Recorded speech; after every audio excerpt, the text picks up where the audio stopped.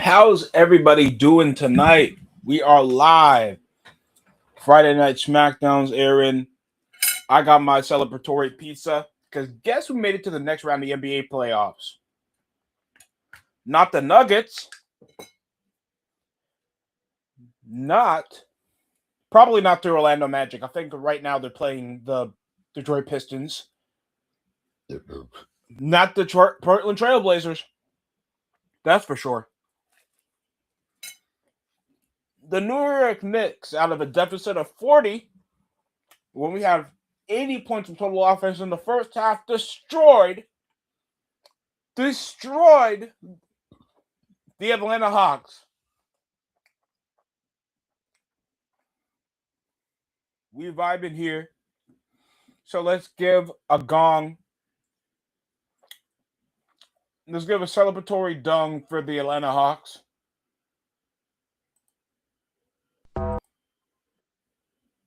Oh, sorry. But let's also give a celebration for the Kings of New York. The Knickerbockers making it to the next round of the NBA playoffs.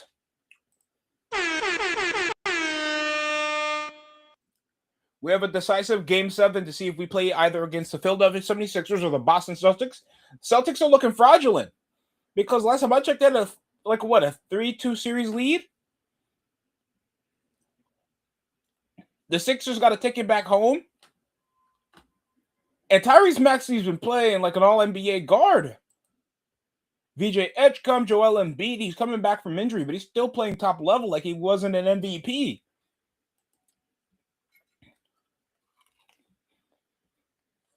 And the Denver Nuggets, man. The Denver Nuggets just got decimated.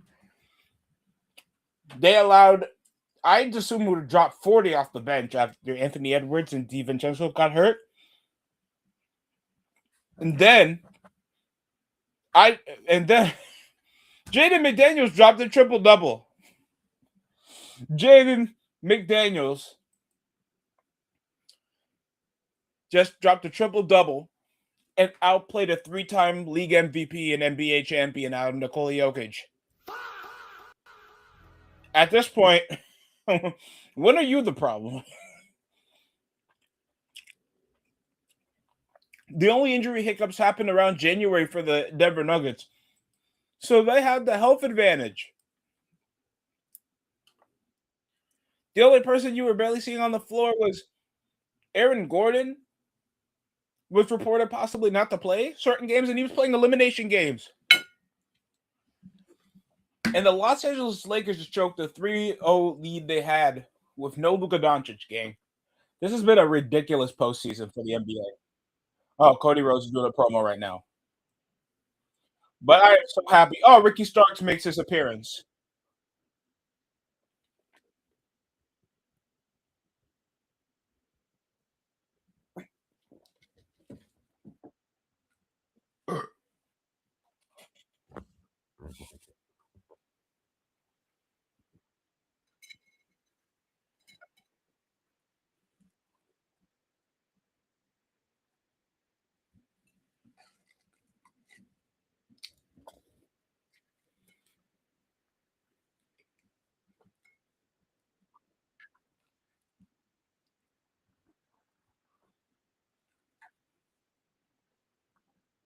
And wrestlers, when they get called up, is it still credible to flex your NXT title runs?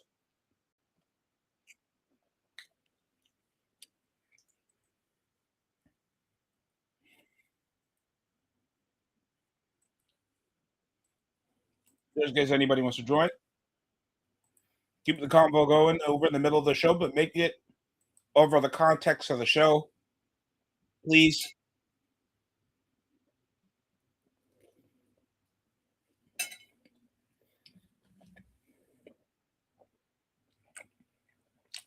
We are a few weeks away from Backlash.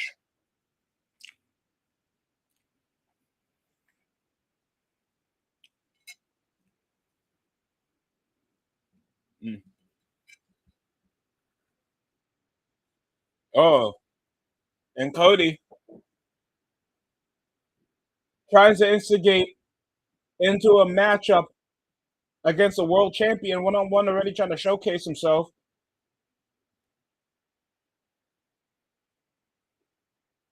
Oh, Ricky has one more response. By the way, I checked out Braun Breaker's promo. Very cool.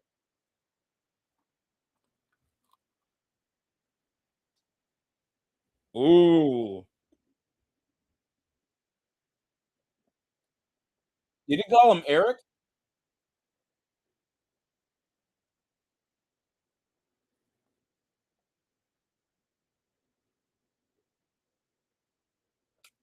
Ooh. Cody's clear. Yeah, Braun Breaker shows that he's already a more intriguing promo, mocking him being like nothing but a random muscle. I like the little nose thing he was doing too, mocking Seth Rollins. Not a lot of wrestlers do that anymore, where they actually mock the promo style. I'm the visionary. I'm the architect. I'm Seth freaking Rollins, and it was over.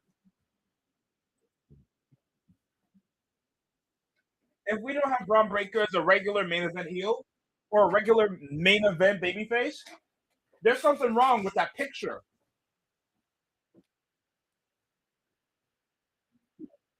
Now they're bringing up Fatal Influence.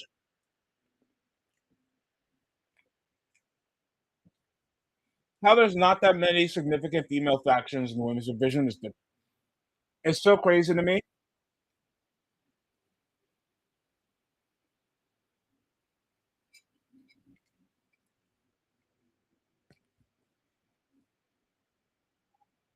Displaying Fatal Influence beating up Io Sky and Rhea Ripley.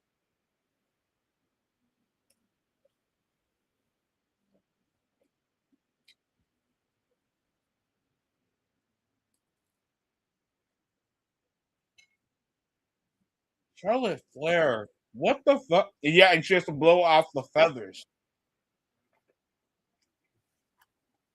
Because I bet they're still in Gorilla.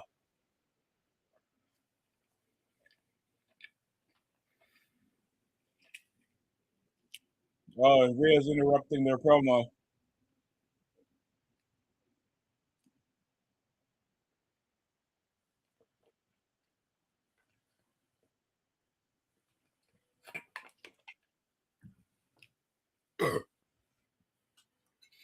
Just some Diet Coke and pizza for the week. 1 week.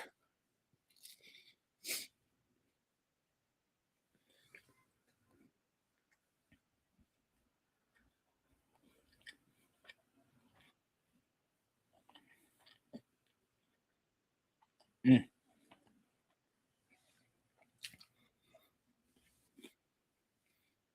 We're really trying to initiate a alliance between Alexa Bliss and Charlotte Flair to tag up against the Fatal Influence. Three's kind of a crowd.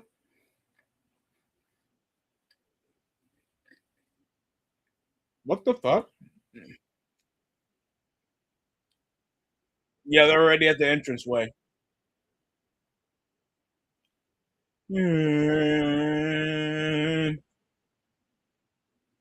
Oh, hell, the Queen. It's not over. Stop doing that. Oh, hell, the Queen.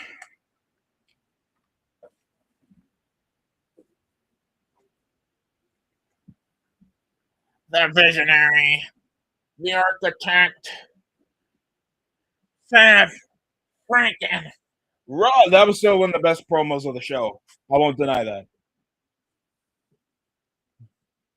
So next we have JC Jane making her in-ring debut on the main roster against Charlotte Flair of all people, one-on-one. We're still promoting, bitch. This game launched back in March. It is May. We literally have a pay-per-view in 2 weeks. You guys didn't even want to make a consensus little promotion, bringing up the narrative of the pay-per-view. You bitch niggas are making... The game's already marked down! When did you ever see on Smackdown versus Raw?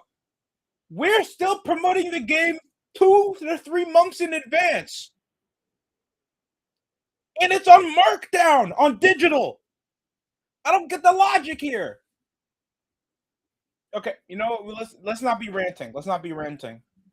Let me check out what NBA games we got.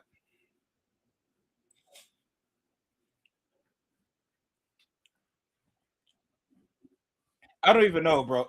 I was at work also for Game 6. I was shocked when they were conceding like what 60. It was already like 84 to like 33, and they were already below 20 points around this first quarter. That wouldn't even be tolerable back 20 years ago. But NBA teams were at least averaging 96 to like 97 points per game and like the most low scoring, inefficient level of basketball back in the 2000s.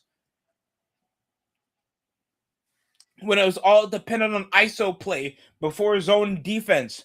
You're pushing over on man to man and there was no spacing. Predominant structure like based on fast breaks.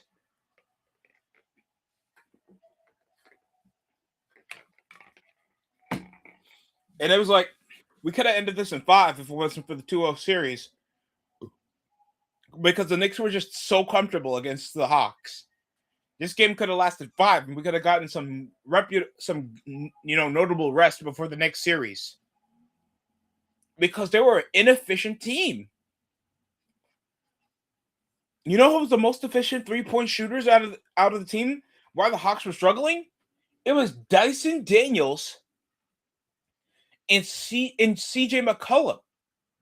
And I think Okongwu, their starting center, that was like backing up to Clint Capella for 3 seasons, I think. And they were just no foul, like no drawing of foul. People try to rag on SGA, but they take it like Prime Harden never happened. And yet they go over the depiction that, oh, you're trying to spam draw. You need to draw fouls. Jonathan Kuminga has the frame where he could be averaging 30 points. He has the scoring ability too. He's inefficient over in the corner. He's obviously in a team with a lack of structure. Thanks they're dependent on 3 new acquisitions to already instill a system after January. And now guess what? Their head coach got fired. Trailing by 60 is crazy for a win. I don't want to say win now mode. Obviously, this is where they think Jalen Johnson is the guy. And he got some great performances, but not like the best. Well, like McCollum was literally the heartbeat because he can actually shoot above 35% from the field. All right, they're still showing Charlotte Flair. I guess we're gonna see JC Jane's entrance. Rip off Toxic Attraction.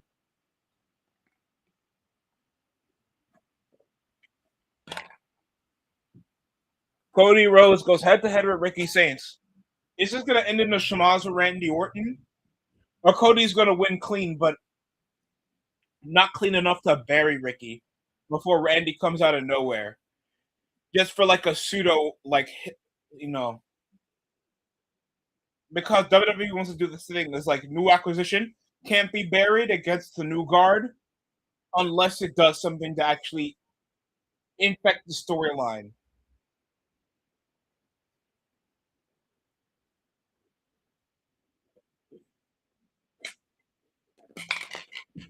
We had Gigi Dolan and Mandy Rose and JC Jane. Is this a downgrade?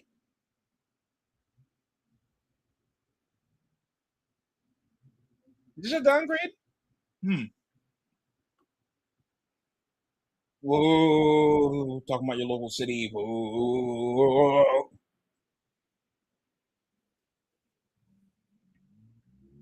Oh my God! The Orlando Magic are destroying the Detroit Pistons. Whoa! What am I watching here? Unanswered 35 points in the quarter, and the Pistons are slacking with only 12. What's going on in the second? You guys are losing to Desmond Bane? Fire for that!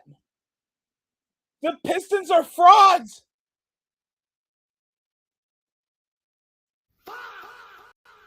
I don't want to hear anything involving oh fraudulent first seed Atlanta Hawks. Atlanta 2015 Atlanta Hawks if nobody gets the context.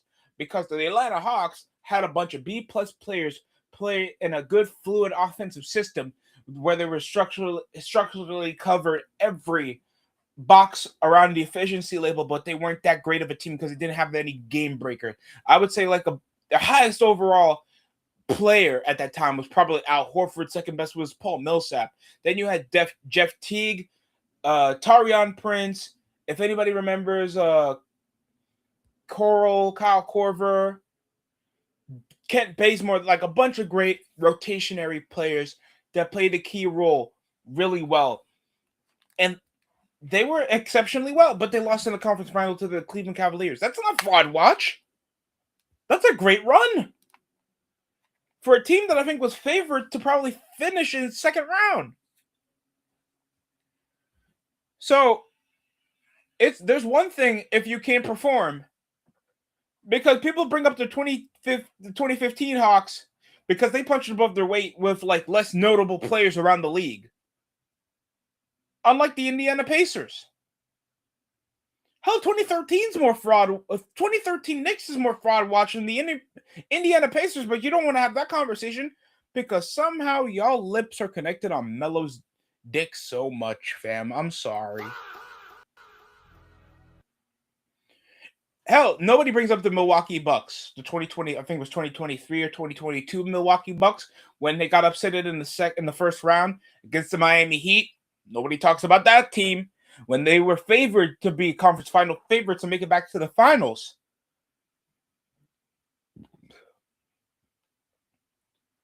When, like, I guess the favored team out of the Western Conference probably the Denver Nuggets.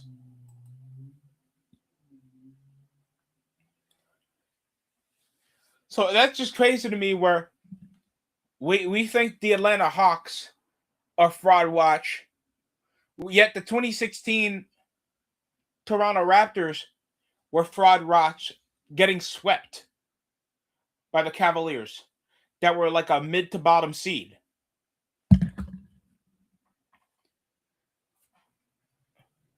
Only the NBA where the narrative is if you're a bottom seed making it to the NBA finals, the league is shit. Instead of the team just being an unsung team of heroes.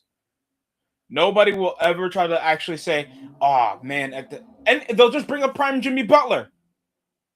And don't get me wrong, Jimmy Butler had an outstanding series. Nobody will bring up Tyler Hero playing out of his mind. Oh wait, no, Tyler Hero is out. You know who was your best shooter? Max Strus and Gabe Vincent. Bam Adebayo. This is before Khalil Ware even came into the team. Timeout.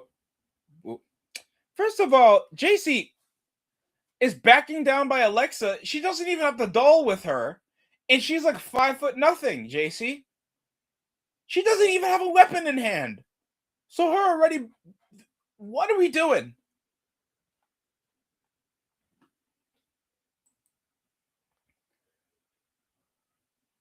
Come on, WWE.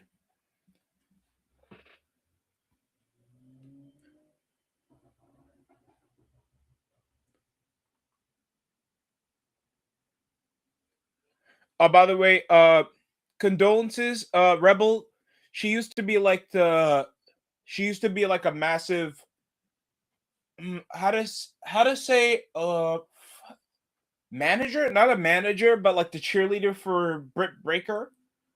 I heard she's been diagnosed with ALS. Prayers go down to her. Hopefully, she fights this. It's a true shame, and now I know why she hasn't been on television in quite a long time.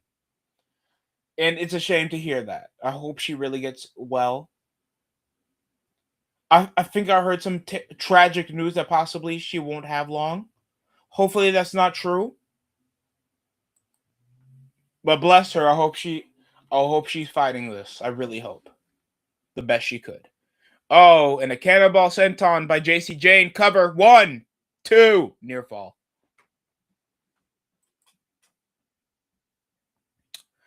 God, are the Pistons really fraud, Roch? Okay, second half. They're starting off 7-2 right now. Magic can't slack off. This is their best opportunity. Orlando leads 2-3-2 on the series in elimination game. While the Cleveland Cavaliers, this is a must-win for them to make sure they're not on Frad watch. The James Harden curse could be still in effect here, bro. James Harden won't escape those allegations, not until he makes it out of the second round, until he makes it out of the conference finals. Remember, the last time the guy even made it to the conference final, what was it, 2021 with the Nets, or was it 2019 with the... Not 2019, was it 2018 with the Houston Rockets?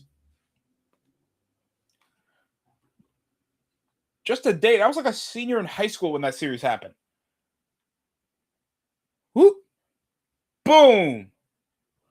Boom. Boom. Boom. Back elbow over by JC Jane. Cover. 2 near fall.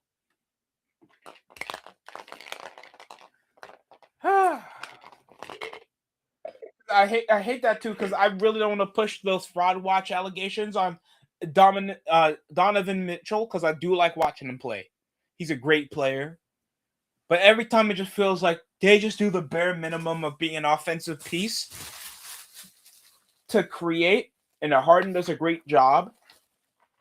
But their way of facilitating with like one-dimensional defensive pieces like Evan Mobley and Jared Allen, you'd be surprised if they make it past the second round. That's not me being pessimistic. It's a massive track record. Even though the Magic have had a poor regular season, they have a better chance of making it back past the second round than the Cleveland Cavaliers. And you can just see it over the regular season. Oh, the regular season doesn't amount for much. It shows teams' habits. It does fucking matter. You guys don't even watch fucking games to begin with. Anytime I even bring up how that works, you guys just say it's irrelevance. I bet there's Lakers fans out there that bet the Lakers should have been a 1 seed. All because they have Luka averaging 30. With a 40-year-old LeBron James with no bigs at the 5. No 5 depth. And a rookie head coach. Fuck out of here. Trading blows now, Charlotte with JC Jane, because the women's division is shit. And I heard personally, it was a personal dispute. Why Kyrie Sane won't be returning to the WWE, even off the massive fanfare that's getting our truth level. Even though I can understand, like, more wrestlers are feeling fucked over because they're not getting that type of reception like Kyrie saying that's actually in an angle. I heard because some NXT superstar that newly got acquired from Japan, Evil, ex-husband. I totally get it. I don't understand. I don't want to see my ex at work too. Hey! YTC! Oh, yeah. Oh, it was good. Hold on. Let me get you the introduction. Fuck! I got an introduction. Well, I'm blessed. I got the grabba on the pizza here. I'm joking. Yeah, but yeah, fuck Trae Young. You already know. I was just pissed he didn't get part of the VTA. That's the only thing I'm pissed about. That's it. Yeah. How you doing? I'm alright. Less Friday. Just got done with some work, but yeah. I got my Diet Coke and pizza for the week. This is feeling I can't do diet drinks. The irony of diet drinks is that they make me more thirstier than the actual sodas for me. I heard it kind of helps with cravings, but it's like, I guess. It makes me more dehydrated.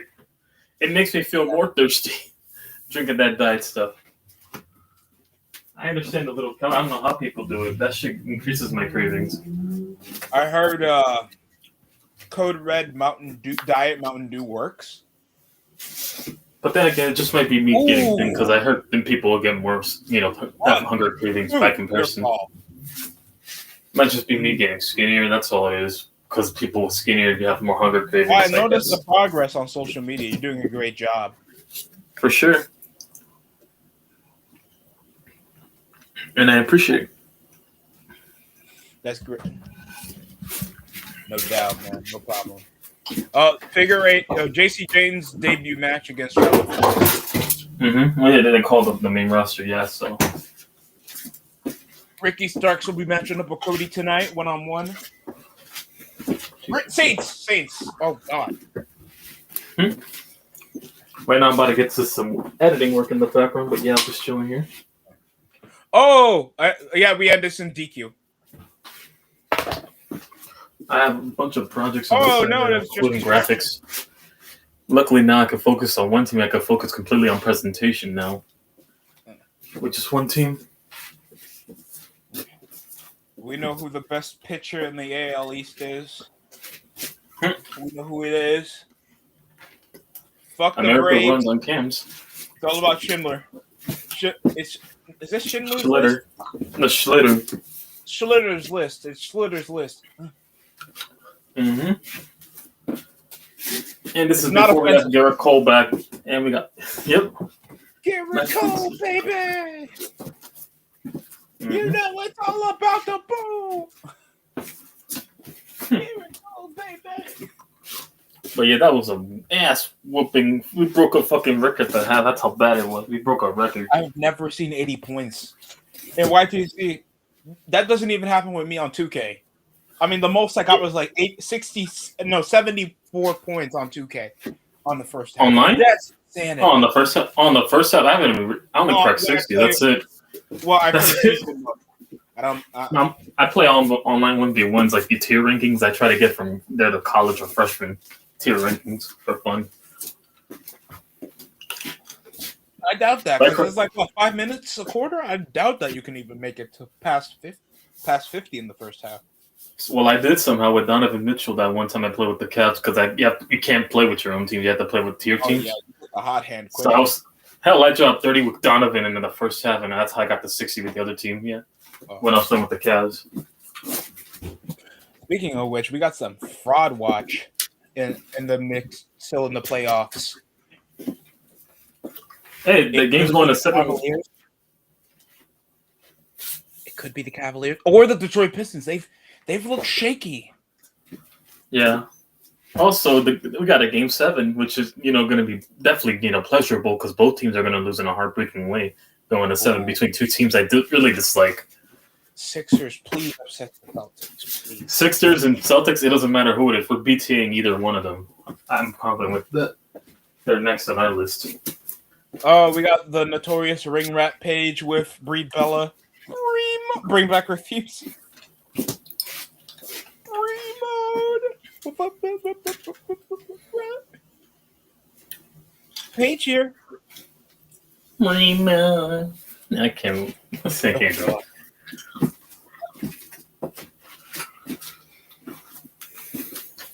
Nia Jax. Oh, they're gonna get their title defense against Nia Jax, and I forgot what the other late. God damn, she's been on the main roster for a minute. I'm not trying to be disrespectful this time. I really don't remember her tag team partner. That's awful. I shouldn't remember her. She's with Trick Williams. Lash Legend. Yeah, they're getting a rematch for the tag titles. The Irresistible Force, right? Remember, it's Brie mode. Nobody's saying that from the crowd, Brie. Okay, all right. Who allowed Byron in the fucking women's locker room for this interview? You guys can't do this in an interview podium. You have Byron Saxton being a freaky frog. Oh, yeah, Trish, I can't wait for your match against Lita. Why are you here? Why are you in the showers? Okay, I gotta go. Vince didn't even schedule this. Oh. Wait, so you're telling me the whole Wyatt Six gets unemployed? The Fraxium? Yeah, the Fraxium is just so over. Tell me your favorite Fraxium segment. I'm gonna use that. No, you don't. Tell me. And Damian Priest.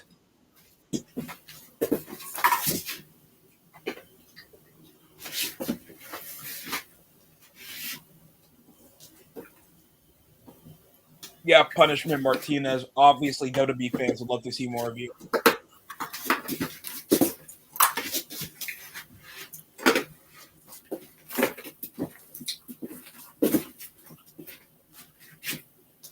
Taxes?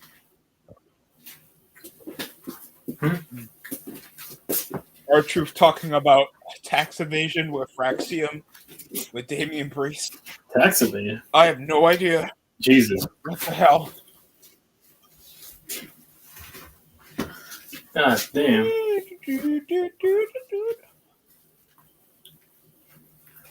Well, the tag titles will be defended. It'll be Fraxium versus Damian Priest and R-Truth. Oh, God, do not drop the belts to Fraxium. The stock will plummet like fucking Labubus if you put those. Jeez, man, that was one of the worst things I've seen out of humanity. A fucking Labubu, a glorified fucking fur baby, a Furby. People took that like a fashion. That's all. Like a fashion. They really treated it like a fucking flex. Oh hell no. Like, they treated it like a fucking owning those fucking little glorified gremlins were popular for like unnecessarily too long for last year. That's what it practically is. It's legal. It's basically gambling just to own a collection that nobody gives a fuck but you, unless you're trying to profit. And we were. And by then they'll lose their worth. We were known for we've grown up around like the hype beast era around things like. If you want to bring up Supreme, when Supreme was like having you pay $50. Man, I haven't heard Supreme in a long while. That's how irrelevant it is now. And Supreme used to be like long-term clout around the city since like the 90s. Yep, I haven't heard Supreme in a long time. Where you can like overpay for a brick. If you instead of a Labubu YTC, my local Target had a Steve Austin figure sitting. Man, I don't care. As long as I dress decently well, whatever I get out of the thrift store, that's all that matters. I've seen motherfuckers get fucking cheeks with women alone just for wearing a bunch of shit they ragged on TV by comparison to the men who spent probably thousands at his local Louis Vuitton or some fucking Dior, Armani shit, whatever. That's how you know. You'll come to an age where what's your local flex? I don't know. Paid off my car note. That's going to be my flex, YTC. My flex will never be the pants I get. I mean, don't get me wrong. You can find a good website for some decent-looking pants. I guess if you want to look for a date. I'm not going to pay luxury. Yeah, exactly. And secondly, why would I need to dress luxury unless it's our wedding? Why the fuck would I need to dress all luxury? Guys, for themselves, please. A rich cornball is still a cornball. That's why. Yeah, exactly. A cornball. This is the equivalent to fucking Dak Prescott. You don't want to know how it is? They spend millions of money trying to get this. No, hear me out. Hang on. Hear me out. They spent millions to surround this man with fucking weapons. Dak's a fucking cornball by standards, and wouldn't get past second base in that metric. As a quarterback, I'm not saying he doesn't, because he's married around, but I'm talking NFL by comparison. Is that one guy that, gets to that point, checks all the boxes, but doesn't have that spark to get to the final 10% basically on his own. That final 10% that, basically switches you from friend zone to fucking, I'm probably going to pipe tonight. That's literally it. And yet most of those other dudes got the 10%, and those fuckers don't even have much going on around them. It sucks, but it's getting over to the intangibles. It's like not even playing a factor. And the worst part is the fail-safe is probably the next head coach of the Dallas Cowboys, or the play calling. And I will say that some of the times it always was the Achilles heel of the Dallas Cowboys, structurally as a franchise, because that and also Dak's inconsistency. Average quarterback, but he never takes that leap to be beyond like top 10. Yeah, that's that final 10%. Some people have it, some don't. Let's compare this to what we have right now on topic. Like, Dak Prescott is Tiffany Stratton. Could get to the big time book and easily go back to mid card. Like we saw Tiffany Stratton face off against Charlotte Flair for the women's title. Now guess what, YTC? She's in catering. I mean, women's U.S. champion. And last yes, pretty much. women's U.S. champions are either underbooked or unemployed. Shout out to Selena Vega. So, hang on. So basically, Finn Balor. That's what you're describing, Dak? Pretty much. Oh, remember what I was 10 years ago? Remember? Yeah, literally. That's what I'm saying. Dak Prescott's Finn Balor. Why does he's right on the money there?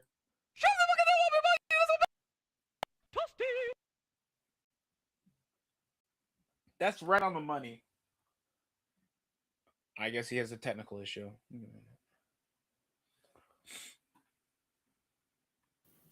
No, my mic got muted when you were doing the SoundCloud, but I'm back on. Anyways, yeah, that's practically what he is, Finn Balor. Hell, ironically, he had a resurgence in the early 2020s like Finn Balor with NXT, and then he fell off afterwards. It's been a background character ever since. And the worst part is, they still think he's going to get successfully booked right after he broke up with the Judgment Day. He'll be back. And those 2 victories that come into his only world title that he's ever had, and he'll ever get. Grande Americano next week, gang. Right after the mask versus mask match. That's literally what Dak is, the Finn Balor of NFL. Oh yeah, the Miz and Kit Wilson is still doing the segments with Dan House. Brunette dolls? You mean the brunette dolls? If Tyler Breeze and fucking Dolph Ziggler had a child, they literally put them both in the one character, Dolph Ziggler and fucking Kit Wilson. Yeah, Kit Wilson. And it sucks too because I do like Kit Wilson's moves, but I felt like he's like Kit Wilson and Tyler Breeze. That's literally it. Oh god, Tyler Breeze. Oh my god, how many Dolph Ziggler replacements have we had? Oh my god. Is it my ass when you look at me? Yes, you're gorgeous. That's at your face. Oh god. Does that mean Austin Theory should rip off Tyler Breeze because he also did a selfie? And he was talking about something in his tongue about being a booty hole model or some shit. Hey. Nah, stop. I'm playing around. Foul ball. Hey, here his lyrics. People misheard it as him saying the beehole model. What? I'm about to say, what the fuck? It's literally in a song. Oh. Listen. Oh my. You guys wanted this on the main roster. Remember, y'all wanted that. Y'all thought the main roster. They was hyping up Tyler Breeze.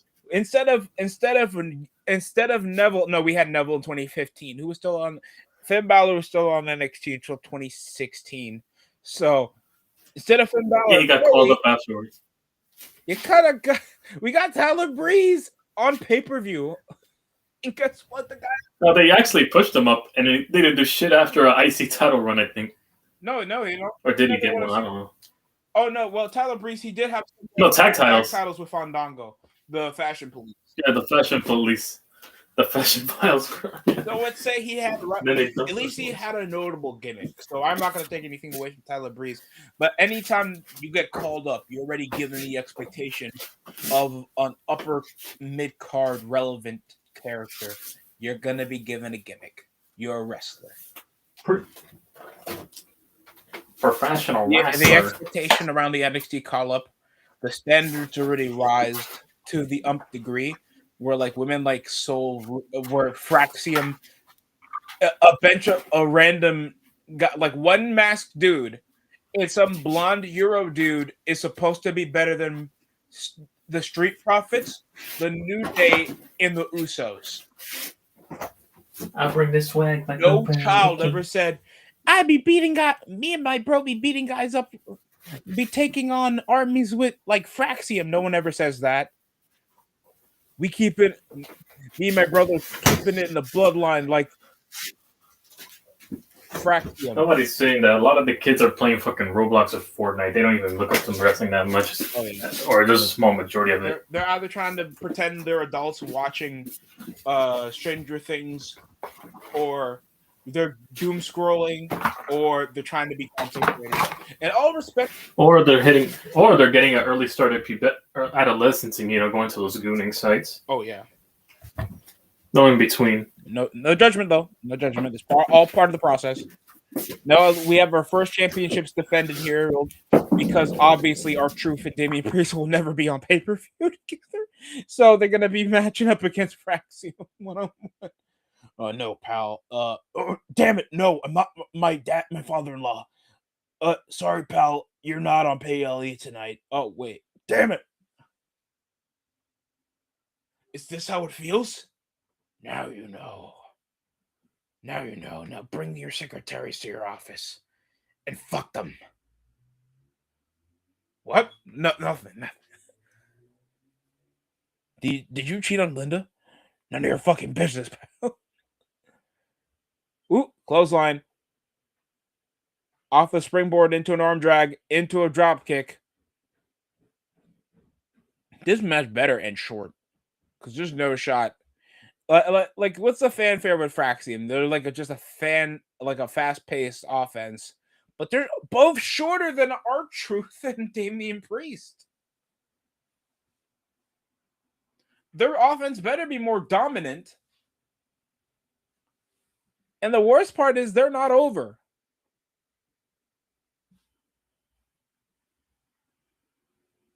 Look, I'm not trying to push a narrative up because they're not popular. Doesn't mean they can't be notable. But it's like, really? Even the Revival, or FTR, they were still a reputable tag team. Even they weren't the biggest fan favorites, but they were still like, oh yeah, there's not a lot of guys that can take down these two. Priest going for a power bomb. Oh, going for the Razor's Edge. Hurricane Rana, and Axiom tosses him out. Clothesline by R-Truth, super kick from the midsection, knee strike. Okay, some combination. And a double drop kick with both of them out. Both going for their suicide dive. Oh.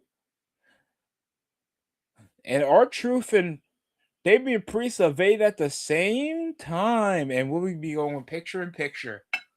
I'm kidding, we're going on ad break. All right, I'm back. How to get my quesadillas. So we're here to go this Friday. Are those the quesadillas? Okay, Stephanie. No, that's probably every white girl, though. You know, when they say gracias. Oh, God. What happened? Por favor.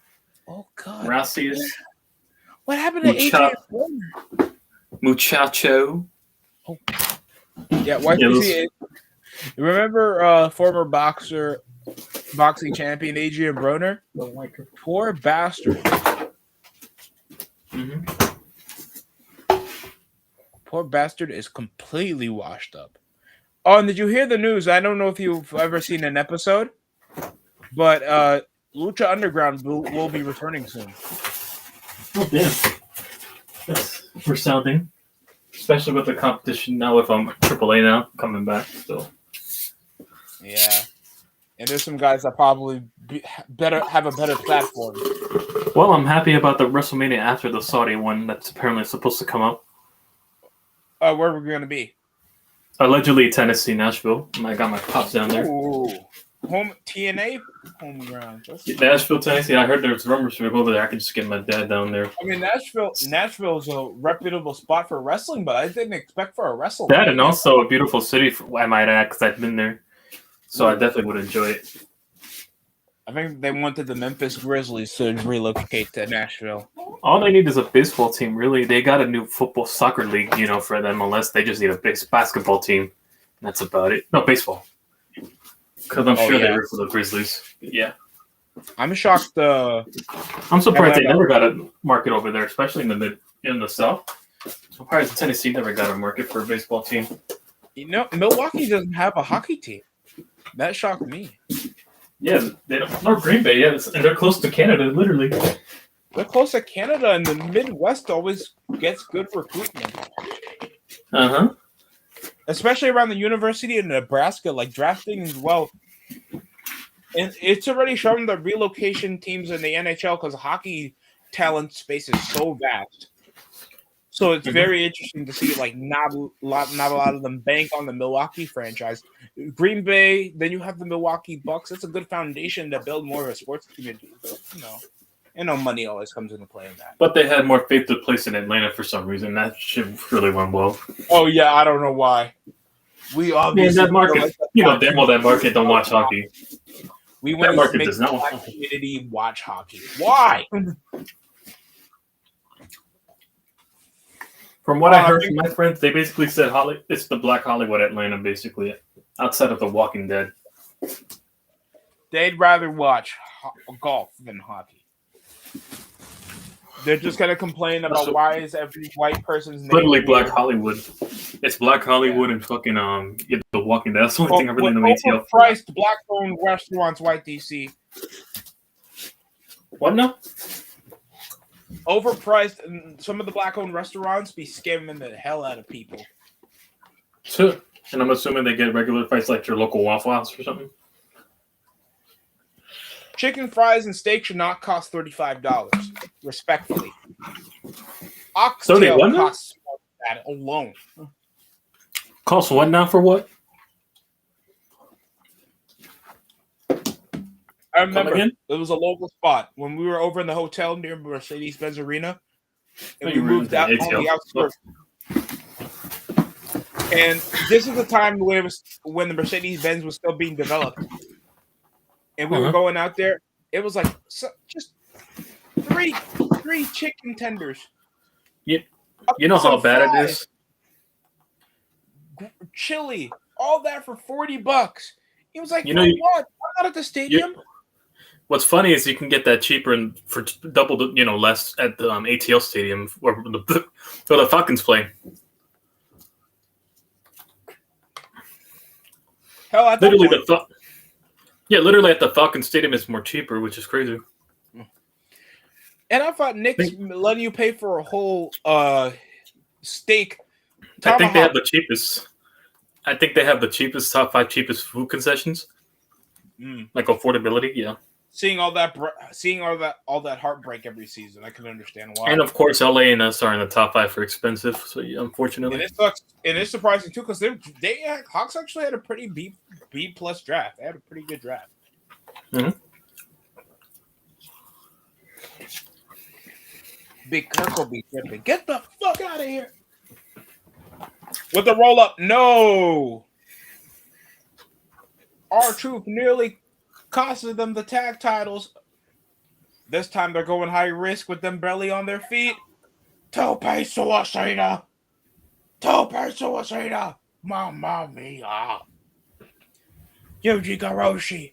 Lars Sullivan. Oh. And a plancha on both of them.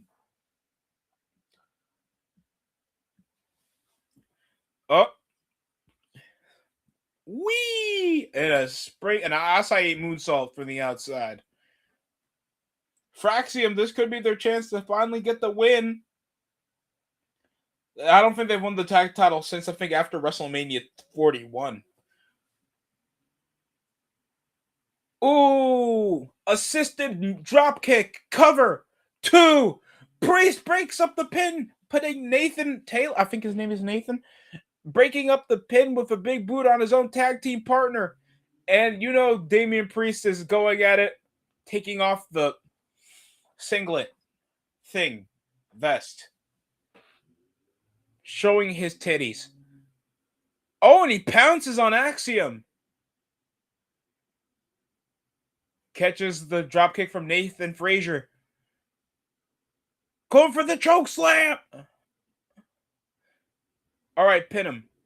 Oh, no, I don't think he's legal, man. Damian Priest already going to end it. Going full Razor's Edge. Razor's Edge.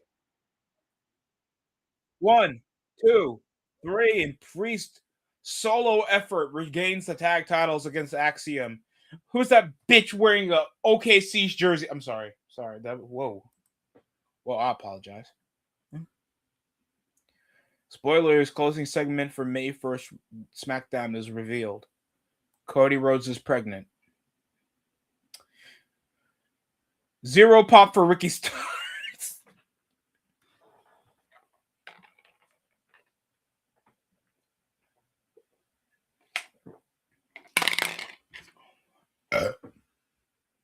There really needs to be an upgrade on the tag division. Oh, who's this? That Jacob Fatu? Oh no, it's Krakatawa, Tungaloa, Akuta Matata, etc., etc.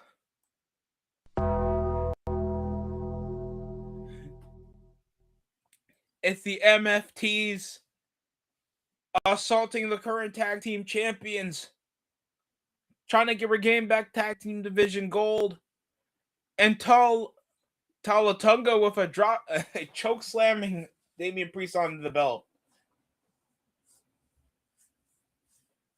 They shouldn't be Solo be prioritizing the world title. He's just a pseudo manager, and yet he has like 4 Samoans with him, and it's like, nah. You know what? Our priority should be? Try to dominate the Smackdown roster and win every championship, and you go back and challenge for the world title? Nah, I'm gonna help you win the tag titles. Me and my brother can do that. Oh, okay. But I want to be there. What the fuck? I don't get it. Just say that you like him in the mid card. And it sucks too, because Solo Sikoa, he actually has a personality. I like Solo. But it's obvious that WWE still contains him for a heel. If he was like undersized Kingpin from Staten Island.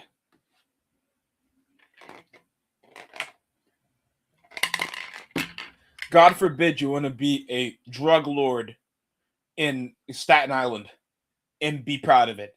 Not because you're doing something illegal, because you think that borough is something to be reputable about. And for that, that's a damn shame. You should be aiming higher. You should have some ambition in your life. Go for the Bronx. At least that used to be reputable. Back when there was legends there.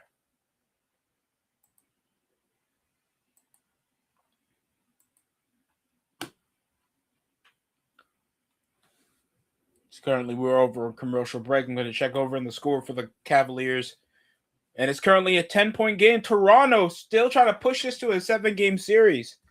They're up by 10 at the start of the second half. And currently, we're already at the fourth quarter for the Detroit Pistons. And the Pistons are trying to crawl all the way back to the top, 66-72. Orlando Magic are leading still. And don't forget, can the Rockets pull the biggest upset of the year? It was started off like a 3-0 lead. Me personally, no, all due respect, David Corona, I want this to happen. I want to see the Lakers fall on their face without Luka Doncic. Just to blame Luka Doncic for not coming back early. But imagine this happens. And remember, the Rockets, all they missed was Kevin Durant. Austin Reeves and Luka Doncic are not cleared still. With the series on the line when they were already 3-0 up. Kevin Durant didn't come until like game 4. And since then, I guess because of poor performances, he was iffy for a solid return on the court for certain games. So imagine if they can't even hold a 3-0, 3-2 series lead with a game to bring it back for Houston. But Houston, if they can't win the series, we have more uncomfortable conversations to have. That Kevin Durant probably in the next 2 seasons, if he's still available to play, will be given the Carmelo Anthony treatment. Back when he was like blackballed from the NBA because of all scoring, no substance. I should know. I was watching him when he was a Knick for like 7 years. You know what that got me? 2 playoff appearances. Joakim Noah and Derrick Rose. The worst coaching tenures I've ever seen in my life. 17 wins in an NBA season. And Tingus Pingus. Not his career in general. Since then, he literally became an NBA champion without us. So Fuck Trey Young. Solo Sokoa got something to say. I forgot. You can also watch SmackDown on Netflix. I heard they're turning back to 2 hours soon. By the way, Friday Night SmackDown, and I think that's really needed.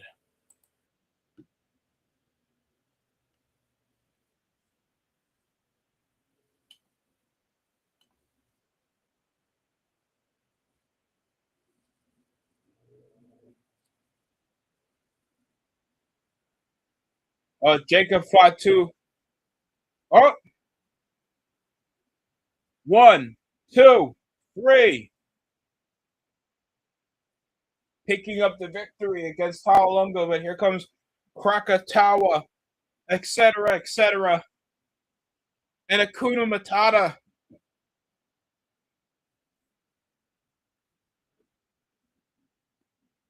Taking some corner blows and a suicide dive from the outside.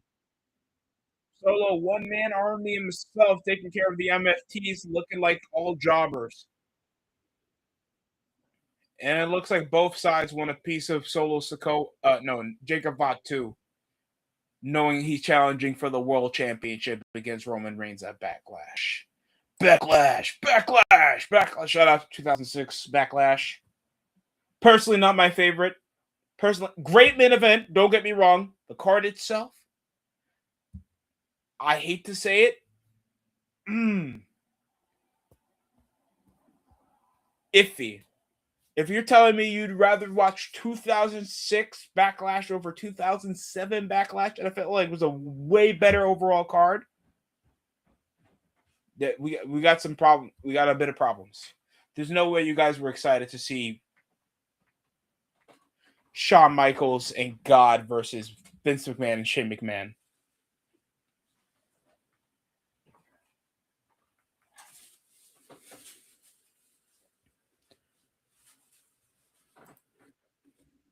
Uso! Oh no, Uso's interrupting Solo Sikoa. Down since day one is down since.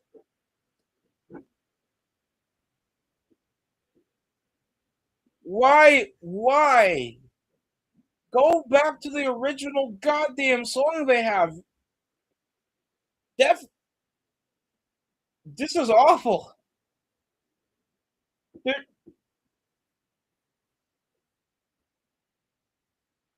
you take it like the original song was bad, but you brought back Roman Reigns' theme. AI generated ass Usos theme, guys. Come on. So day one is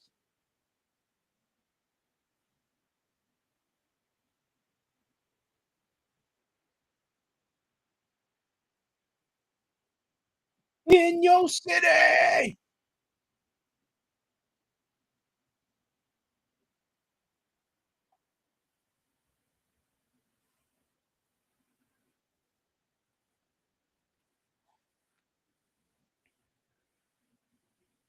Fuck. Woo.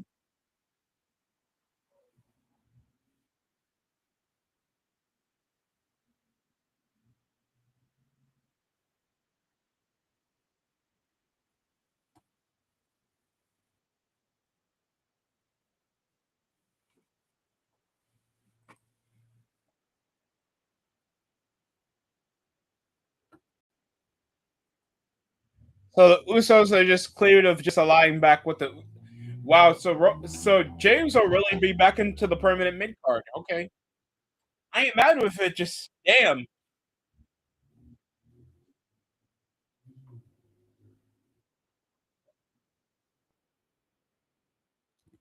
that's a sacred move, but all of us can spam the Samoan drop. Okay, Jeff. I mean, Jay.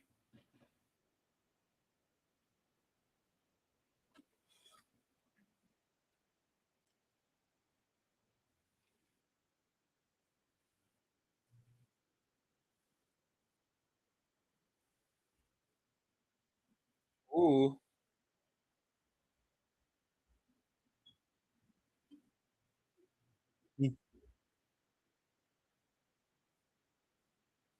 Oh, we ain't trying to jump, Jacob. We're telling you.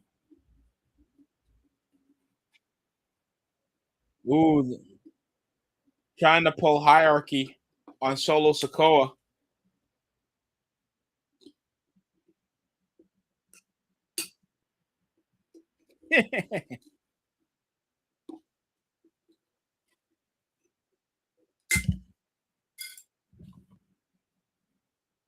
Ooh, and Solo trying to walk it off.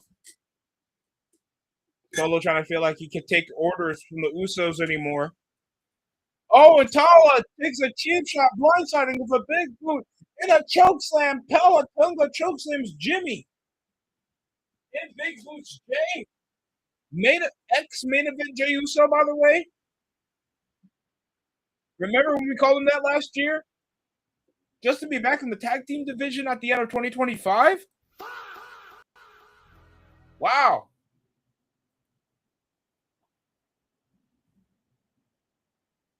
Ooh.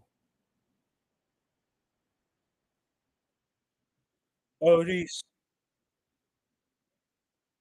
Ooh. He ain't my tribal chief. He ain't my president.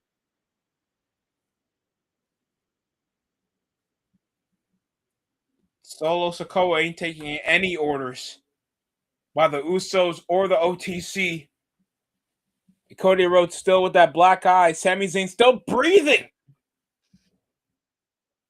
Where's Bob Holly when you need him?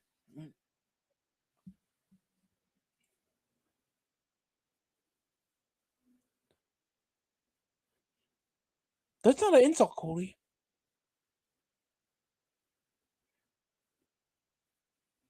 I wish I was booked. Did you know I wrestled the Indy? Oh, I wrestled it too, man. But not for that long.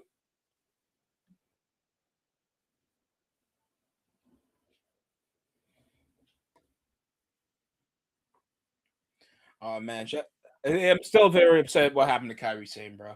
And why it's sick. Like some of these guys deserve to stay on the main roster. It's a shame because I felt like Joe Gacy, Dexter Loomis deserved another chance.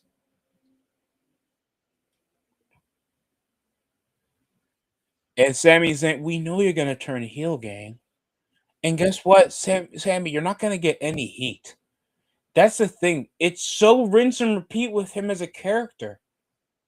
You want to instigate him as a familiar baby face, just know the island of relevance was there for you when you were just plateauing in the mid card, winning the IC title, and no one cared. You know, all right, I'm back. I had to go away for a long while, but I'm back. Why did you see it's been 20 years? I literally, you know what my parents got me, which is crazy? Oh, what was it? From the neighbors. A whole fucking bag, like, you know, a whole 1 pound bag of scrambled eggs and fucking mashed potatoes, and I had to fucking put it in the container. I got that shit good for a month and some change. That's meal prep. Got a whole container of mashed potatoes and fucking eggs now. Potatoes is a godsend because I actually felt mashed potatoes, pounds lighter after eating a lot of potatoes. I'm just happy I got the yeah. Oh, I'm mostly happy. Yeah. Oh, I'm sorry. Hang on, maybe finish this thing. Yeah, I'm just happy. I got so I don't have to go to McDonald's all the time. I could just make my own McChicken sandwich, McGriddle or something like that at home.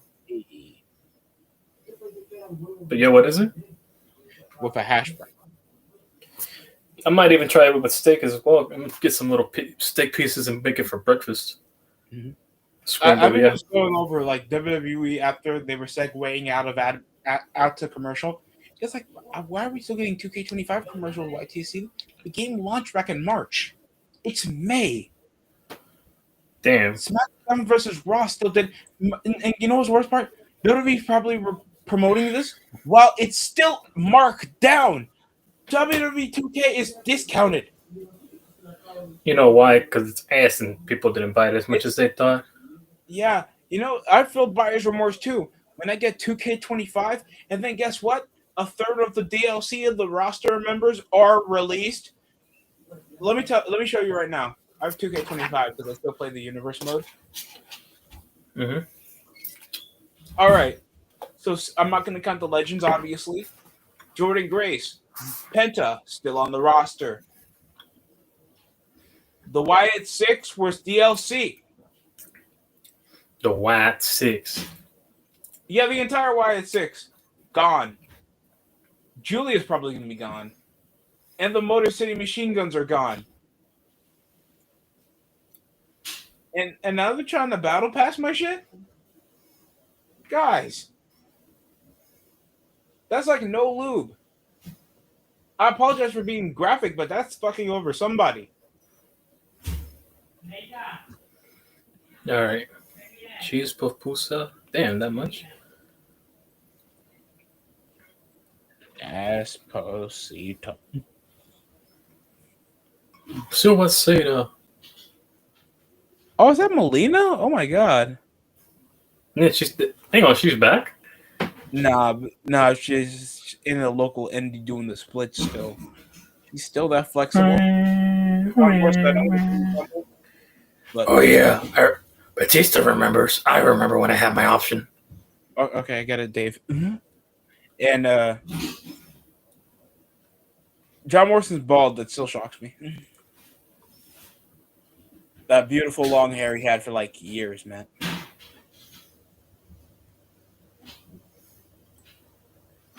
Damn, how many fifth-year options got declined? That's how ass they are? Jesus, even Chuck Campbell. And he's actually good, which is crazy.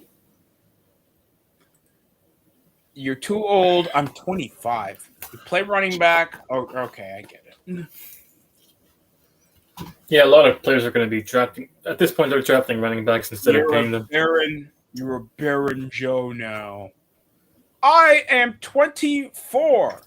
You were elderly in running back years. But Christian McCaffrey still gets a contract. Yes. Mm-hmm. Hall of Famer Goldberg is gonna what? Well, Usos will fight as soon as they got jumped. They get a match 1-on-1 over Jacob Fatu that already gets a title match. They're just making the Usos do everything, guys. Kill the brand split. You take it like it's going to ruin something financially. People already barely watch SmackDown. And you know what's the coolest thing? And people are trying to bring over like selective viewership because they were trying to bring over the excuse why more people were watching Raw on Netflix than they were watching SmackDown on live television. Damn. And this is what people like, oh, because cable television's dead and stuff. And I know damn well you guys password share. And you guys do not spend as much as you think. And this is with the equivalent of illegal streaming. You guys ain't paying that much for Netflix, and yet more people are watching Raw because guess who's the world champion? People want to watch Obafemi. People want to watch the heavyweight champion that's Roman Reigns. But as soon as Cody Rhodes says what you want to talk about, and his most high-profile interaction is Ricky Saints. All due respect to Ricky Saints, you just got called up.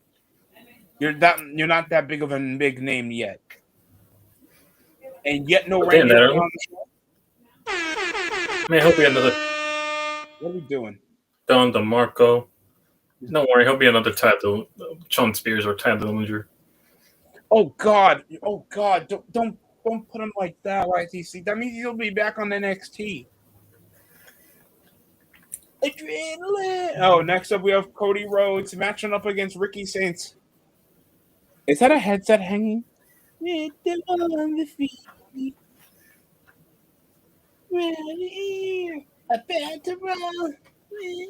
only thing over about Cody is the theme song. Yikes.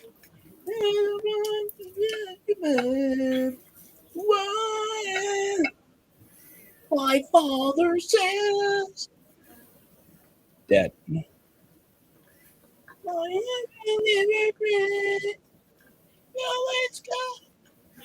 Oh, of course, it had to be especially able fan that he's writing autographs for.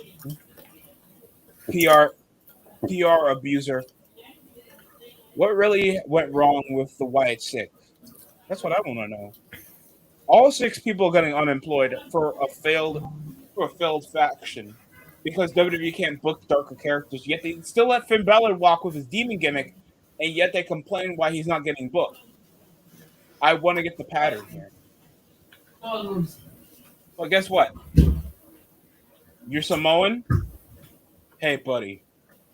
We'll see you at Money in the Bank headline. Wow! So there you go. Mr. X? Hell no. Mr. XXL. Yeah, I'm seeing the new Resident Evil trailer. Oh. God damn, the Raptors are heading to Game 7, I guess. 80-68. Damn, so many Game 7s. It will be 76. Oh, and it's a lead change. Pistons get the lead back. They haven't led since the first quarter, and they came up with an unanswered 24 in the third. And only one single point for the Raptors game, for the Orlando Magic. Only 1 point in the fourth quarter.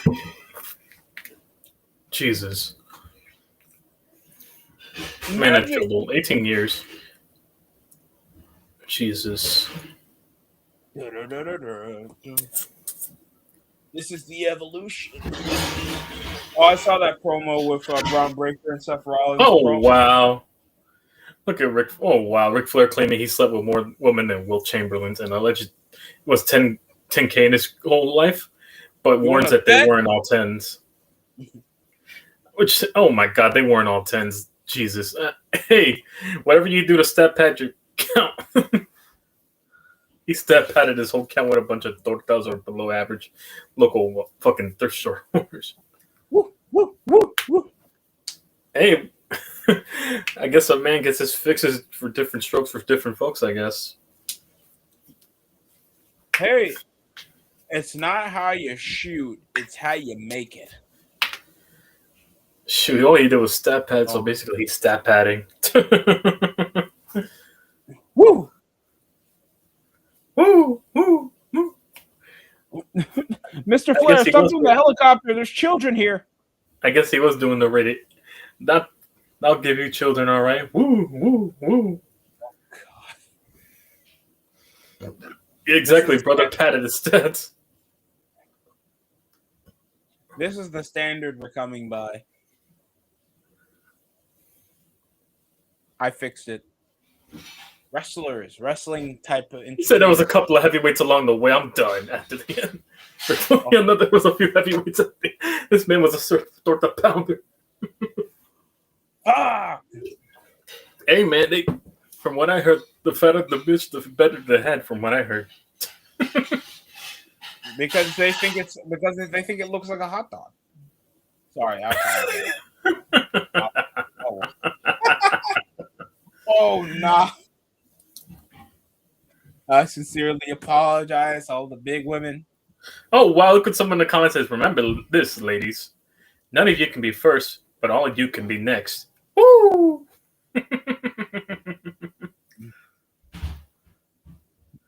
The power, the black pride of Cody Raheem Rhodes is being tested by Ricky Saints. You sure Ric Flair ain't part black? He got some soul in his soul.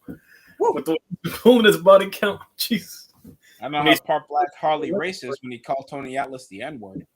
I mean, he's from North Carolina, so it's already that national soul in him. And Ricky Saints clothesline Cody North Carolina. Outperforming him. He already has some natural soul. Performance actors who get their feelings hurt in social media comments. Soft ass. It sucks too because I like Javon Evans. Man, they did it for the demographic, though. You know, the younger demographic. Even the younger demographic doesn't acknowledge much. Recent main roster cuts WWE were reportedly age-related. Age-related? Look at our main event scene. What do you mean age-related? Trying to build a younger roster. You guys tried to release our truth.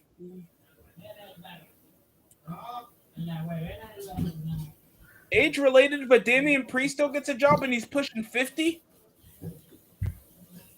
What? Joe Gacy's what? 40s? Okay, I understand.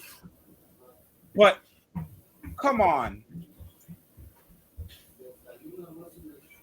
Some of y'all black and gold guys ain't safe. All y'all prime NXT takeover guys, I know you guys your prime was in your 30s on NXT, and that's sad to note. Y'all getting in the chopping block. So is Julia. You're a multi-time US champion. You know how bad that means you're in catering?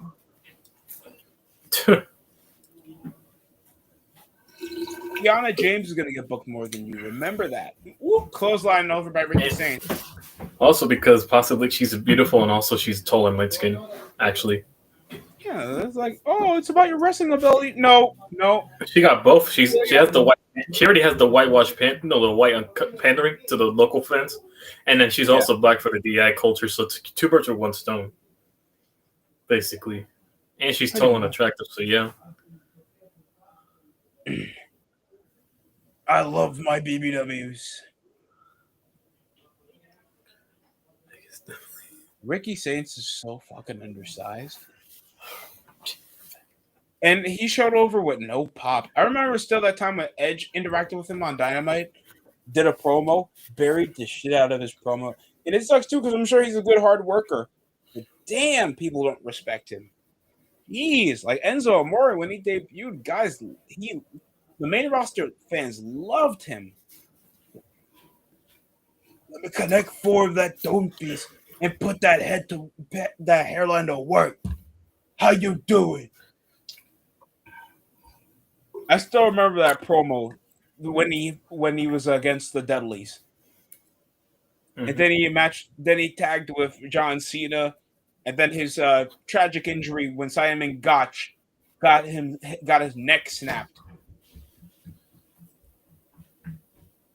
And that was all in 1 year.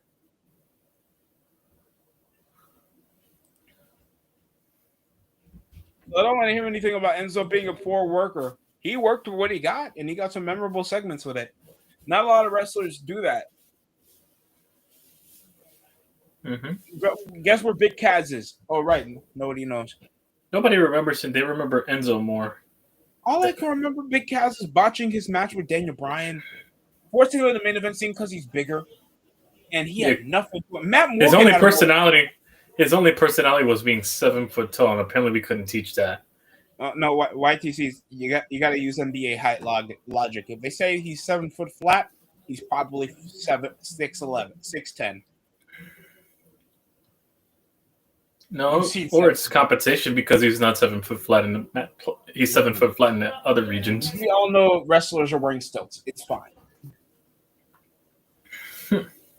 Sure, Adam. We'll say you're 6 foot flat. Sure, Adam. Adam Cole, I mean. There you go. I've made the meme. Mr. X, Mr. XXL. Stop talking to Kevin Owens like that, White. No, this is a Resident Evil meme, because the trailer. They showed some fat dude sitting on the ground staring at someone and made it a meme already. The meme when you accidentally make contact with someone through a bathroom stall. Yeah. Oh, I think they're trying to bring over. It's like sources suggest the latest wave of roster cuts was based on 8, and the promotion focuses on. Oh yeah. And guess what? They released Kairi Sane that's younger than Nikki Bella, and AJ Lee. First off, they also don't like. Also, I heard the reason why they cut Aleister Black and the other quote unquote dark characters. They don't like dark characters apparently. So if that's the case, you're about to cut Tatum Paxley pretty soon, who's basically carrying your women's division over there. So you're saying she's next now? Are you saying also whatchamacall? Who else is dark? Practically, and no Javon Evans, no. So basically, they're gonna cut all the fucking gothic characters, basically. So how long till you cut the rock and roll characters, the goth characters soon?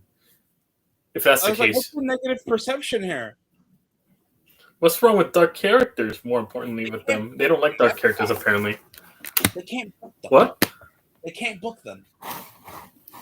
Yeah, pretty much. If they can't book it, they'll blame their ability to be conform, basically, to not be one of their puppets. It's easier to blame than deflect. Yeah, than deflect. That's why it's always the oldest trick in the book. Cross didn't last. Yeah, Karrion Kross didn't last. And yet they can't go all out with Finn Balor with the demon gimmick. Oh! They literally those. And secondly, how's Finn Balor not fired? He had the demon character at WrestleMania. And he's been on the main roster for 10 years, and he's still treated like a mid-carder.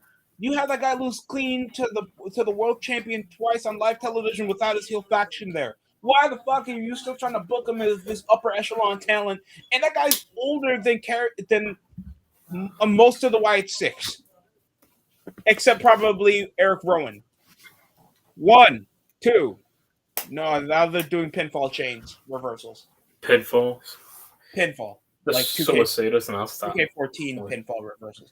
Oh, tornado DDT from the ropes. Cover. I can slap a tornado. No Jacob Roche. I can slap a tornado. I'll stop. No. You know what's bad when Matt Hardy's fucking theme is probably over more than half the TKO themes. Oh, it's okay. Let's ruin the Usos theme. Why you had to do that? I love it's just me, ooh. They want it, just me, ooh. Cody finally catches Ricky Saints. Ooh. Dropped him on his head. Cody and their Crossroads cover win.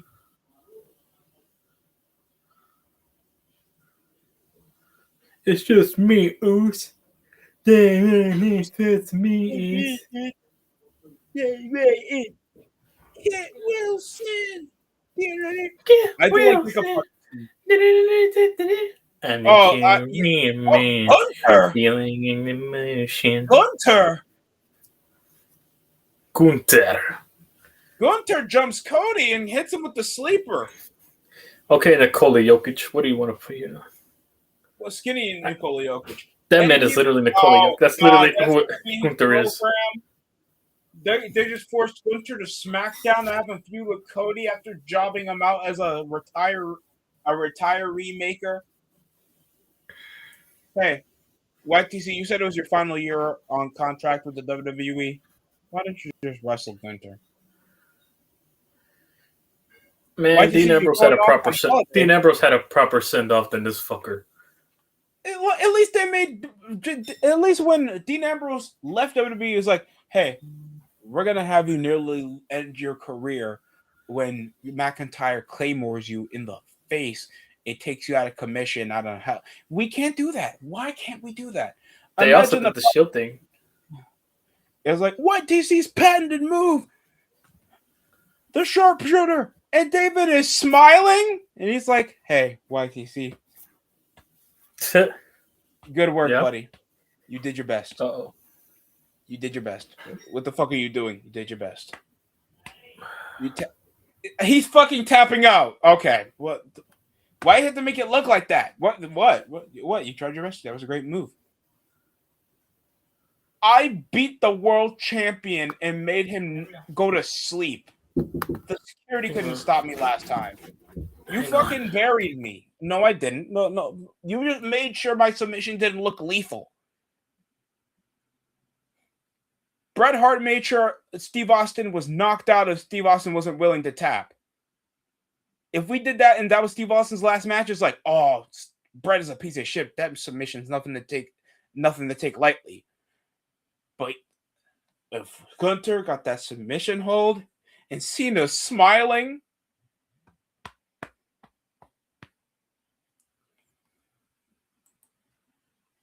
I don't know how people don't get psychology like that. I don't. Because at the end of the day, people were just focusing on John Cena. And Gunter is like still irrelevant on TV. So now they force him into a program after we had Randy bring back the punt kick after night 1 of WrestleMania. And then you don't put him back in the program? Where is Randy Orton? Because I haven't seen him yet.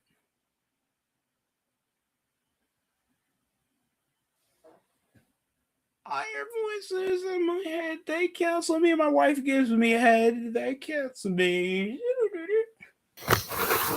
They release me now. What? Stephanie Mac still can't speak English. They tell me. Hey, listen, when it comes to Spanish Latinos, all you have to know is, when the lights are off, two simple phrases, papi and leche. That's all you need to know about. We want Kyrie. I doubt they'll. That's how you know you do a good job with her, basically. Yeah. When it comes to Latinas. You already know what the slang is for anyways.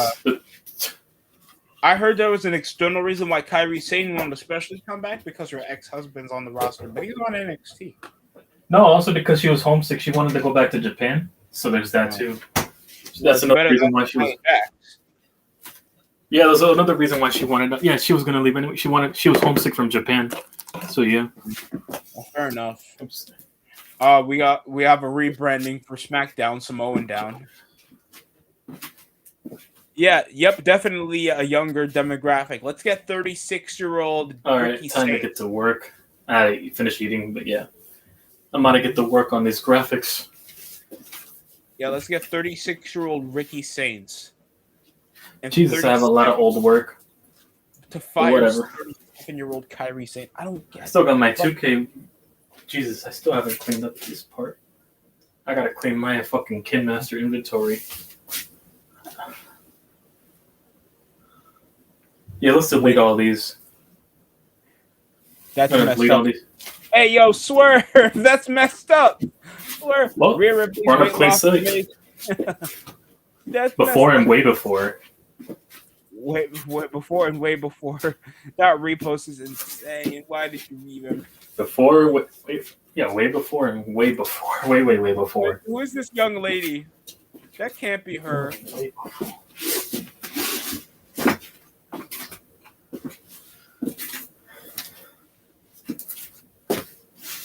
Fatso's still a better wrestler. Want to be goth prostitute Yo, whoa. What, Paige being a ring rat still? No. It's Rhea Ripley. They're trying to push the comparison with these women.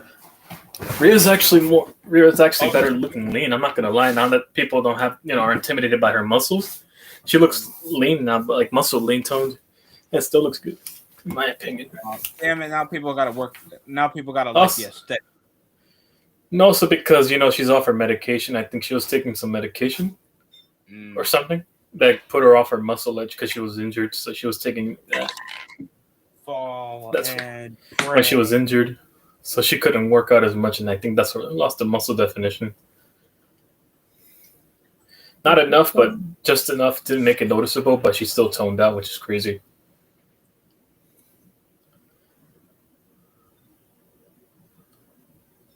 Oh, we got Danhausen, I guess, in action.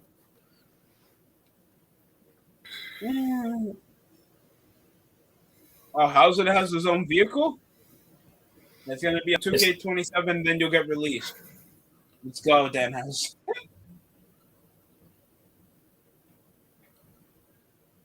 Like you did with 20 other superstars. Okay, I see what you mean, Wade. Chingaste tu madre, güey. Well. Ya te chingada esa, güey. Órale, güey. Since Moxley left, he's a 4-time AEW World Champion. Won Japanese championships. He won mid-card. He actually gets treated like a superstar. Ew. I don't like it. How R-Truth sees Triple H like Tommaso Ciampa. How R-Truth sees Jelly Roll like Dominic Mysterio. How R-Truth sees Asuka like Danhausen. Oh, dementia. Dementia this time of year. If that's the case. YTC in the show as being Jacob Fatu apparently. I hate you so low.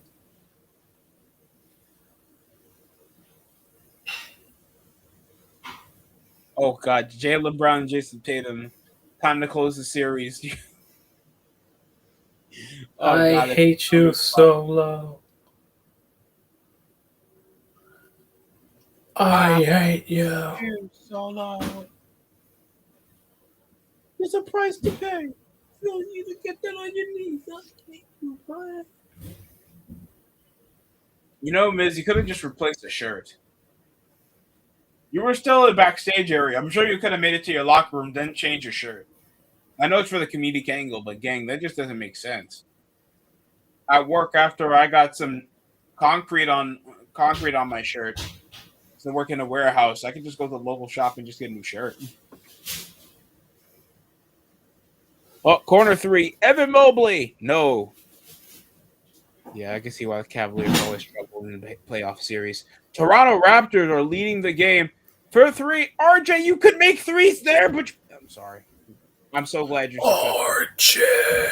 I'll stop. You Canadian fuck.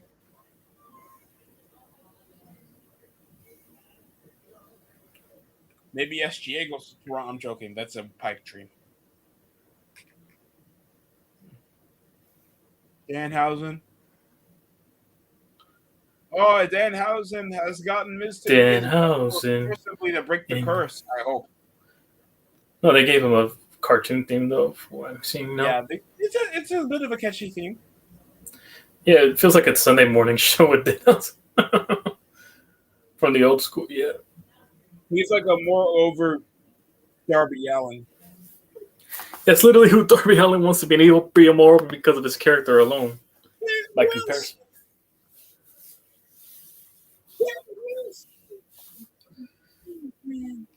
Living in the moment. Get Wilson. He's mentoring Kent Wilson. Toxic. Miz, Kid, I don't think you want to be the next Damien Mizdow. Toxic. How dare you compare me to older? How dare you? You're toxic. Ooh, you wake up. Danhausen has motion. Brother. He cursed the Knicks? You thought you cursed the Knicks, Danhausen? Hey, we did the opposite. Guess what? The Knicks were already cursed, so he did the opposite. So one curse reversed the other curse, and now we're gonna. If we win the finals, I will gladly get a Danhausen shirt along with the Knicks jersey because he reversed the curse just for that alone. Even if he becomes irrelevant after, because he reversed the curse.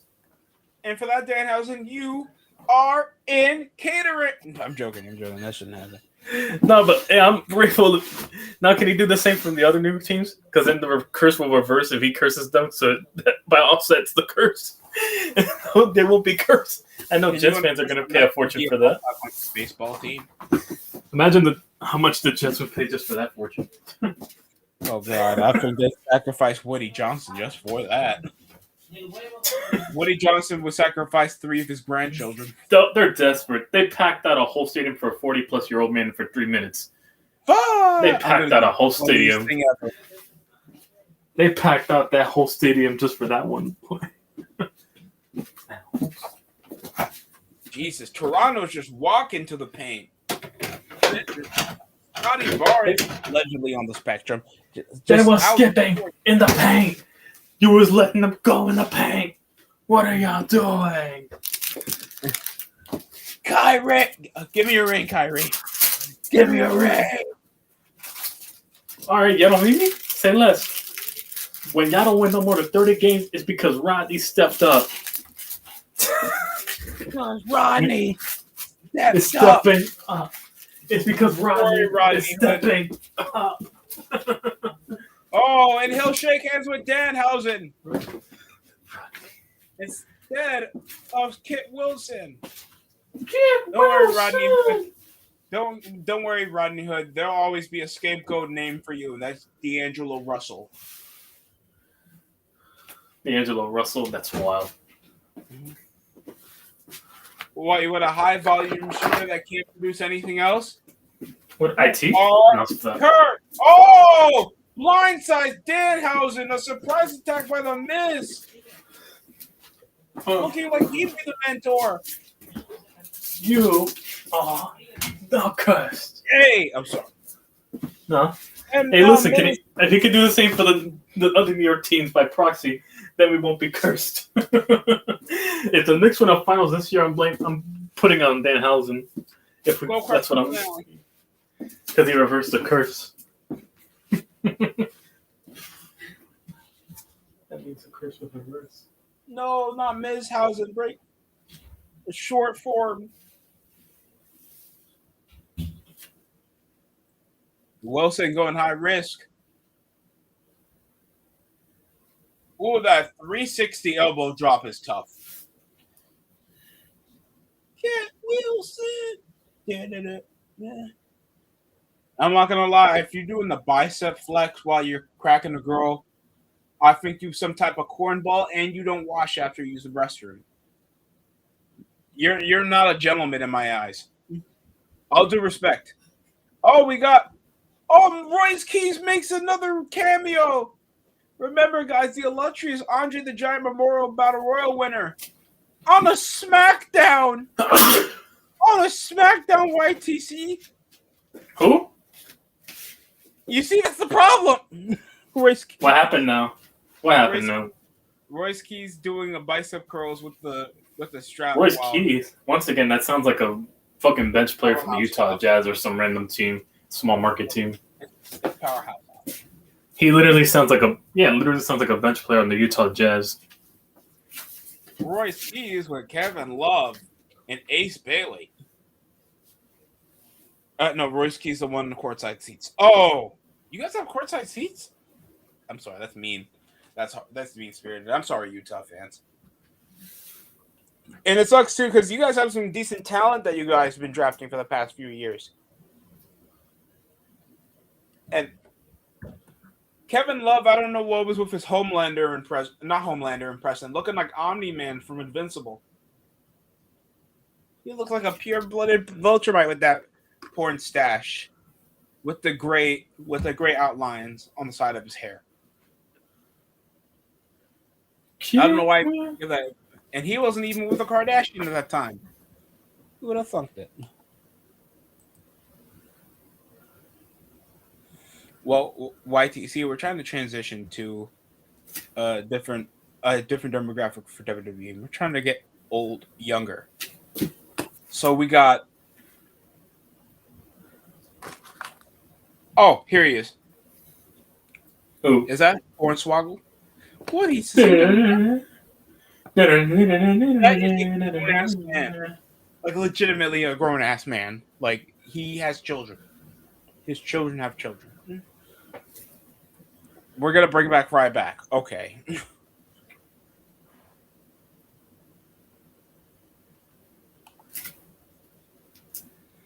Darby Allin got. Darby Allin drew 500,000.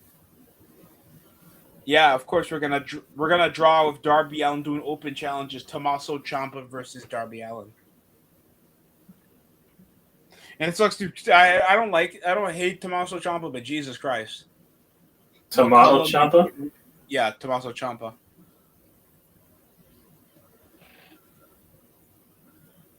Orlando Magic since halftime looking like a guy on the street after drinking too much milk. Good in ring, Alexa Bliss, good in ring. Oh, good in both with Bianca Belair, but good in the morning, Raquel Rodriguez. What's crazy though now it's all three members of the Naomi with fucking Bianca and Jade all got pregnant, which is they brought to have kids now. No, I forgot Jade has a kid. That's crazy. Jesus Christ. Stop showing me Adrian Broner in the bottom of the barrel. That guy used to be getting boxing main events. And now this guy is just hopping around doing gorilla dances and local buffets. What is this? What now? Adrian Broner. He used to be a notable boxer back in the mid early 2010s. Oh. And now he's just whack. Ace. No, gotcha. Like the guy knocked out of his mind. Like the guy got a gut. You're looking like he's on some type of drugs. Poor bastard's cooked. I'm not even trying to hate. He just doesn't look mentally well. Prayers go out to Adrian Broner. I hope he does well because I know he had some massive fumbles that he started losing boxing fights against content creators. Being serious, by the way. It's Sting with my wife. Well, who's this? Oh, we're getting a vignette for our superstar. Blake Monroe will be coming to Friday Night Smackdown, another NXT talent formerly of AEW. Rejects. Hey, she got called up already? Yeah. Damn. They wasted no time calling her up. I know she was after feuding with Toni Storm. Like, she got some attention on her. I feel like it'd be a hindrance if you just try to book her just to put her the NXT title. And that just sounds like just a long-term severance package. Orlando Magic. Oh. And we'll be seeing... Oh, Detroit. After leaving the Orlando Magic, the last time they even went past 25 total points of offense... YTC, you know how many points of total offense the Orlando Magic had in the second half of basketball? Never in my life have I ever seen a total of 18 points in 2 quarters. The Orlando Magic got 18 points of total offense in 2 quarters of basketball. I never even thought... Not even the Sacramento Kings are that ass. Jesus Christ. 17 points of total offense. Even your local tryhards in the YMCA can get wow. you. I know. Look, I'm reading this thing right now. Game 7. Off topic, heartbreaking. Von Miller regrets signing with Washington, and he was offered by Seattle last year.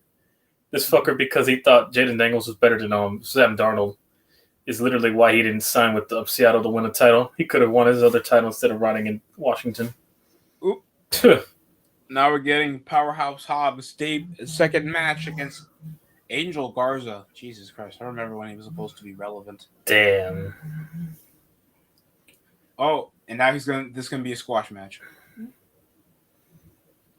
No, if TKO owned WWE in 1987. Ad drop. As soon as Hulk Hogan dropped his leg, there's an ad.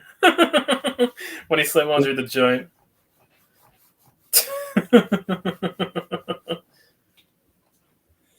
Where's the celebrity running? Oh, wow. I saw Hulk Hogan about to, slam Andre the Giant. Whopper. And they would have had someone from the 80s going. Mm-hmm. Toys R Us ad as soon as leg drop from Hogan.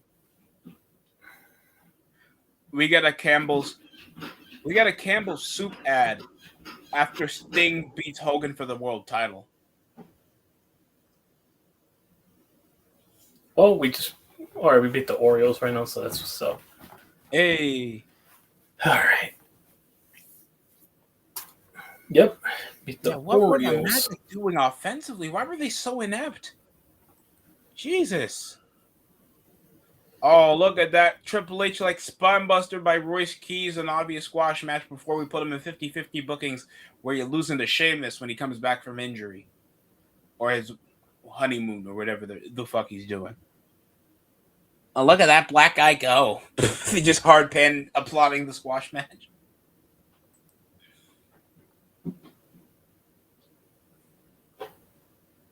Whopper. Whopper, Junior Trouble.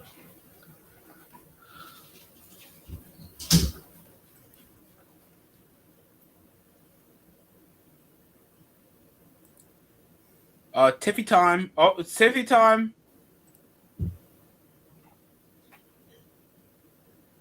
Oh my god, if we do another open challenge.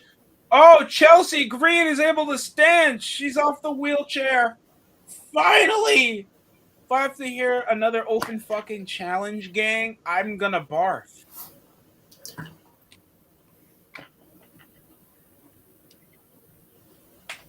Oh, I forgot. Chelsea Green lost one of her faction members after the spring cleaning post-Mania with Alba Fire. And I don't know what Piper Nevin's doing, but I heard she's on Ozempic.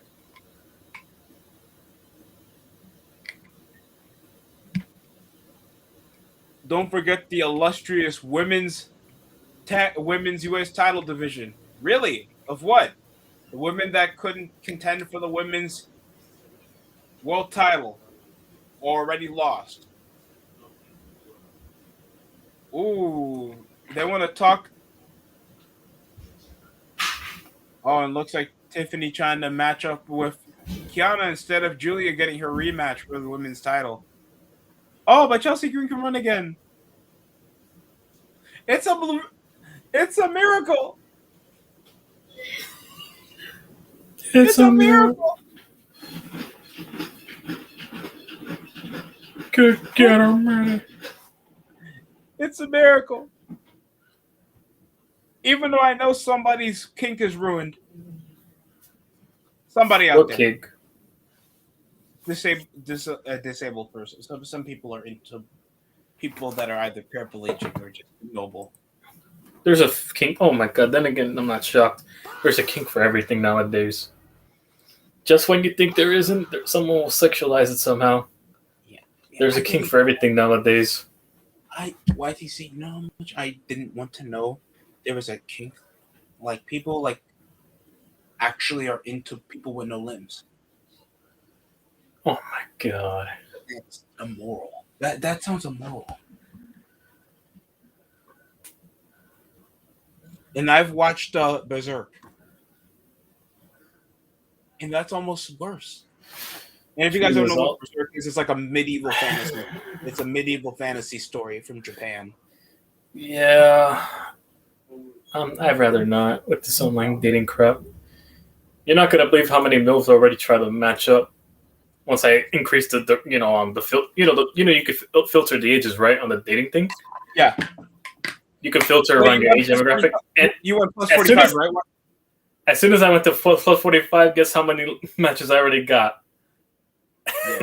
That's what I'm talking about, man. I believe in you, YTC. You deserve one, man. You could do it. Anything for that GTA when it comes out. Anything for GTA 6 so I can get the money to buy it. You get yourself some season tickets. Season tickets? I don't need to be depressed in person and losing my breath from the nosebleeds. I forgot. I think I made a massive mistake. Like, I wanted to get myself some dark chocolate because I heard it's healthier to get the regular Hershey. But this is so unsweetened. Like, this is 90% cocoa.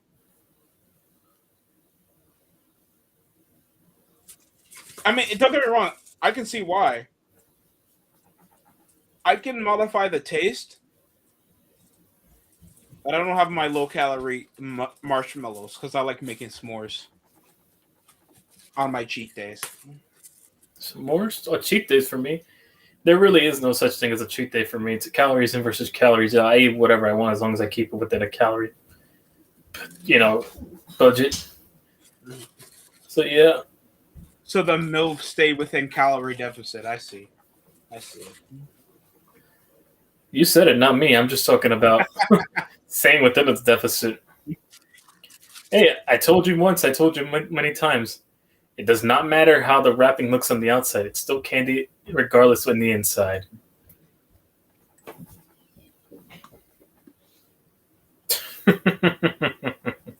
Probably flew over a lot of heads, but you'll know. Oh. Yeah, oh my God, I forgot how good the Braves gotten. And this is why Ronald Acuna is coming back from that ACL tear. I'm shocked.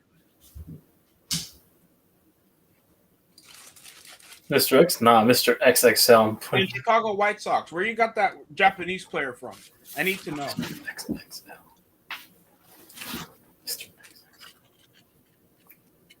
Pull up, drink, headshot, drink, chair shot. Bang. Uncle Ben. Bang.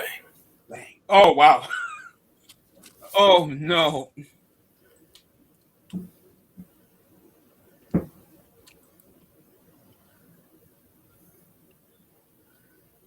You content creators need to show up. Random fan in the audience. Shut up, Sammy. Damn.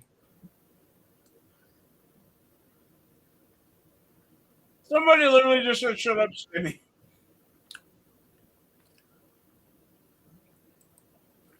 Oh wow, the European mind will never comprehend. Damn. I Looking will at this never know mirror. the problem Sammy has backstage. Also, Yes, has no hair. I don't know. Also, you know how expensive it is right now? What? You know how expensive fucking the tickets are just to go to the game, not buy the tickets to be in the game, to go to the game, like the transportation, like the train. $100 over here just to go to that one game in MetLife, or two games, whatever games we're hosting at MetLife for the World Cup. That tells you a lot. And secondly, there's a bunch of Europeans that are coming over here saying, "Fuck it, we'll walk on the highway," thinking they could walk the 195 highway from Manhattan all the way to East Rutherford, not knowing the climate over here. And I get it. You're paying for the hype and experience. Just know, England, you're not winning. Respectfully, let's keep that a thou wow real quick. Okay, 2028. New Chucky film announced. No. All right, let's go. Oh, and I just saw the right now. Don Mancini announced, 2028. Okay, yeah, because they canceled the TV show because they didn't renew it. So I figured, they're doing another film. Oh, Jacob Fatu getting it's Samoan on Samoan assault. I have. Oh! Let me see John's comment. What's up, John? I have cheat days, 7 days, and I lose the weight all the time. Just had Chad Ochocinco, and they think, because how many? Because the calories out is more than the calories in when you're playing football nonstop throughout the NFL season like that every week. Shoot, no wonder you stay thin. Hell, go ask NFL players, offensive linemen specifically. Notice how offensive linemen, once they're off their regular diets that they had to eat a lot just to, maintain their body weight, they get, they're on Ozempic all of a sudden. They drop dramatically with the weight. Man shit with Trick Williams? They drop dramatically in weight, offensive linemen, once they finish their careers in the NFL. The weight drop, Watch Jason Kelsey look like Jimmy Fallon. They're all going to be thin, practically, and because of their playing careers, and they'll eat as much as they want to still look thin, which is crazy. So I practically do the same thing. I practically do the same thing too. I eat what I want, and I still drop weight. Just remember to stay active.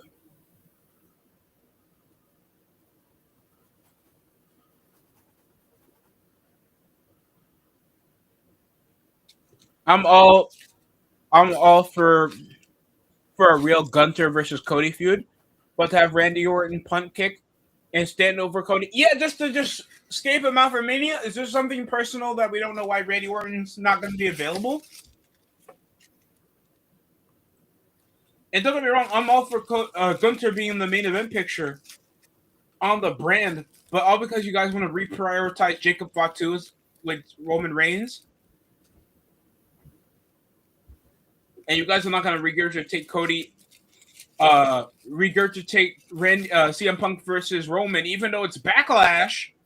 Like, the whole point of Backlash is we get a certain rematch.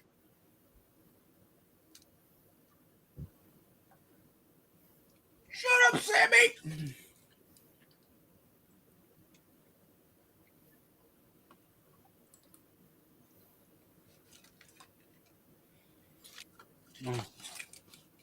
Let me guess, Trick Williams is also in the gingerbread suit. Let me guess, Trick Williams also in the gingerbread suit. The what suit? They're doing this whole thing when Trick Williams made fun of Sami Zayn and call him a gingerbread man because he's ginger. And then Trick Williams did Sami Zayn jumped him with a gingerbread suit.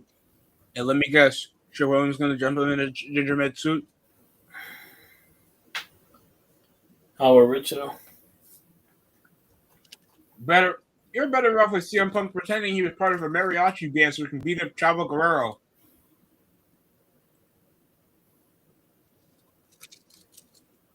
Where's my day ones out there? Where's my NXT TakeOver Dallas fans out there? How do you still remember that one? You don't remember Jason Jordan? Why? Why? There's like not. Whoa, that's good ball knowledge. It's like why? One good ball knowledge. No Diddy. No Page. Fucking Sylvester LaForte. The Bull product Dempsey. of my Kurt Angle. Bull Dempsey. Solomon Crow. Oh, can't get the dagger, but the putback. No, shot clock violation. Fucking CJ Parker. This YTC. Wait, it's currently Juice Robinson.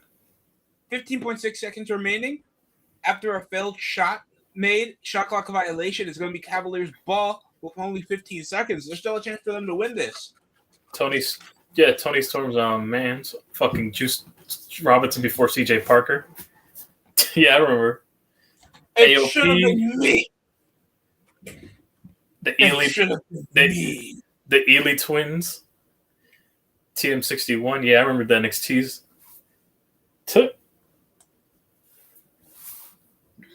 Everybody remembers Murphy and Blake and Murphy and Alexa Bliss. The Vaudevillains. The Vaudevillain. Y'all remember? Now, people remember Aiden English because of the Rusev Day crap, but Simon Gotch. None of y'all remember Blue Pants. Y'all weren't there for that. Y'all didn't know. That one of Brooklyn and that one segment, fucking Big Cass and fucking Enzo have Blue Pants. That's literally what her character name was, Blue Pants. Y'all didn't see Lars Sullivan in that video. That's Lacey Evans. Yep. Y'all didn't know Alex Riley when he was on NXT commentary. Y'all didn't know that ball knowledge. Or Nigel McGuinness before, James Storm was on NXT. Sorry about your damn luck. Bang. I got whiskey. Got moonshine. And some moonshine. I got some fentanyl. I got the Casper the Friendly Ghost mask and appearance. Eric Young had to be on NXT. That surprised the shit out of me. Oh, yeah, I forgot. What was his faction called, Eric Young? That was where you saw Nikki Cross. My name is Mud. That was his theme. Who's a rip-off Kyle Lowry? Oh, let me guess. Trick Williams? Oh, no, it's all a trap. Sammy thought the mascot was Trick. It was just all a mannequin. Of course the mannequin was black. Of course Sammy's it. Boo! Racist! Mamma mia. They need to be cancellation. Oh, yeah. Cavaliers need this to go to overtime, or else they are getting out of the playoffs in the first round. Will the James Harden curse happen? The James Harden curses? Damn. Choking on his beard still. Shave it off. It's time. I'm kidding. I don't think I'll ever see him shave his beard. That's a financial mistake if James Harden shaves off his beard. That's his whole brand, practically. Yeah. He made the beard his whole brand, basically, his distinctive look. I mean, kudos to Harden. He's made generational wealth off that. Just that beard alone. And I'm a fan of his shoes. I've grown up with that since he's won his MVP. Shoot, I'm jealous I can't grow a thick beard like that. So, congrats to him. No, I can grow a long beard, but I can't grow a thick beard like him. Like super thick, unless I drop more weight. Or the hair follicles. For a man, we're being honest. A beard is what now? Like a BBL for a man. Nah, not really. For me, beard is makeup for men. Men look a lot different when you shave the beard off and when you do, and plus with hair, that's the equivalent to makeup for men. Like, look at Bryan Danielson and Daniel Bryan. What's the major difference? The beard. Someone with a beard versus someone without a beard and a different haircut. That's basically makeup for men. And Trick Williams did jump Sami Zayn, getting faked out off the mannequin gingerbread man. You are not advertising me fucking Arby's during the airing of Smackdown. The disrespect. This show gets a 0 out of 10. YTC. Do not ruin my appetite. I just had pizza.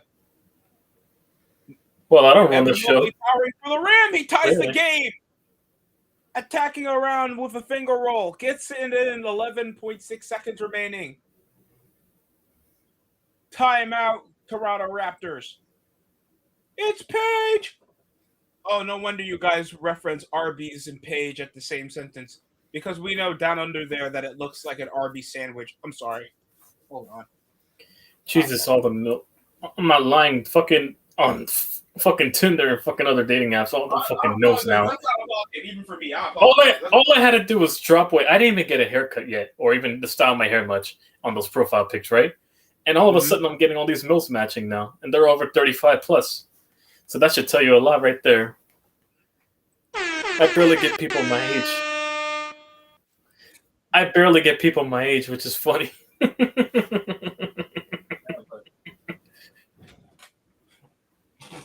I was like, YTC, are you sure you're in a movie somewhere? Where are you getting this? Wait, don't you have 2 kids? That doesn't change anything, right? Nah, I probably won't have kids till like my later years, to be honest. Hell, you know. Oh yeah, speaking of kids, right? Apparently, females at the age of early 30s are outpacing teen moms now for the first time in history. Yep, people are finally choosing stability over having early pregnancies now. There's more early 30s females, having babies than teen babies. That's for females, so that tells you a lot. Numbers up. Mm-hmm. Hey, that's good. Kudos on them. I love a woman with stability anyway, so shoot, why not? Mm-hmm. At least there's less emotional baggage from someone in their 20s my age. Don't worry, YTC. I'll get us a ride to the park. I'm going to get my wife to bring. No, because then I don't feel like I have to perform 24/7. That's why. Off-ball screen. Barnes stuck with Donovan Mitchell on him, but somehow Dimes at baseline. A jittery shot rattles around the. Oh, we're heading to overtime. God forbid I don't say the right words one day and then she all of a sudden starts to wonder. Shoot, I don't need that type of immaturity in my life. Oh, you doing okay? Do you not love me anymore? Oh, this again. This is like 4 straight days, man. No, because I shift my mindset into if I'm good, I shift my mindset. If she's worthy enough for the life I'm creating for myself anyways. So Jarrett Bailey's 2026 NFL quarterback rankings. I'm sure you will agree and have 0 notes. Enjoyed Patrick Mahomes at number 1. Josh Allen, Joe Burrow over Matthew Stafford. The league MVP.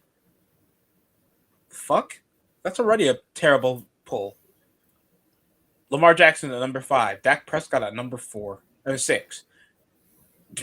Drake May at number 7. Justin Herbert at number 8. Jordan Love at number 9. Trevor Lawrence over Caleb Williams. Okay. Sam Darnold, the Super Bowl MVP. No, that wasn't him that won MVP. It was like Judas that went over to Kansas City right after his contract dispute. Judas in our mind. Job out to Ricochet after your return. Jaden Daniels, he did have a down season because he was hurt a lot. Baker Mayfield, Jared Goff, Jalen Hurts at number 16. Wow. CJ Stroud, overrated. Brock Purdy at number 18. Aaron Rodgers at 19. Yikes. That would never happen 10 years ago. Kyler Murray at number 20. Bo Nix at 21. Cam Ward somehow is better than Daniel Jones that had a comeback player of the season level performance for the Colts that had them leading the division for like 2 to 3 months. What? Mac Jones is not worse than Cam Ward. That makes 0 sense. Even Tyler Stooge second half of the season was better than Cam Ward. You're fucking around now. Come on. Joe Flacco did better than Cam Ward. And Geno Smith. Fernando Mendoza over Jackson Dart? Fuck out of here. He didn't even start yet. He hasn't even started. Whatever. That's the equivalent of saying that rookie Lonzo Ball is better than prime Jeff Teague. That's ridiculous. All due respect to Lonzo Ball. Spencer Rattler at number 32. Jacoby Brissett over Spencer Rattler. Bryce Young. Whoa! First of all, Bryce Young's ranked way too low here. I would say respectfully, he's above at least Kirk Cousins. Hell, he shouldn't even be in the top 20. He should be above CJ Stroud. Malik Willis at number 34. Tua Tunga all over the areola at number 35. Davis Mills performed better than Tua, first of all. Marcus Mariota. Michael Penix. J.J. McCarthy, number 9 at the number 39 position. And Justin Fields is bottom. But you have Geno Smith at number 28 above Fernando Mendoza and Jackson Dart. First of all, he led the league in interceptions this season with a below-average record in the division. Having the number 1 overall pick, and yet you're still above Jackson Dart. What's the bias here, Jarrett Bailey? What are we talking about?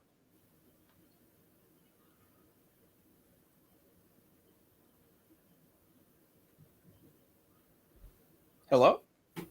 Yeah, I'm hearing you. No. Somebody else was, I think, trying to join. Like, Jared, I'm sorry, shit list. All due respect. But I'm attacking the argument. I'm not attacking you, personally. Trick. My melanated warrior.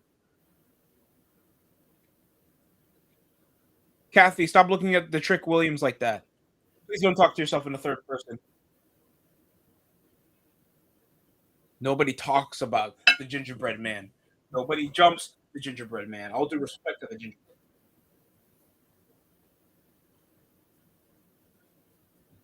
I got that AP on. I'm feeling. Oh, wait. I forgot there's no Shador Sanders on the list, YTC. Oh, damn. Yeah, look at this meme. Oh, wow, look at this meme. When you've been praying to God to remove all the evil from your life and your whole disappears in an instant. Oh, damn. Damn. Damn.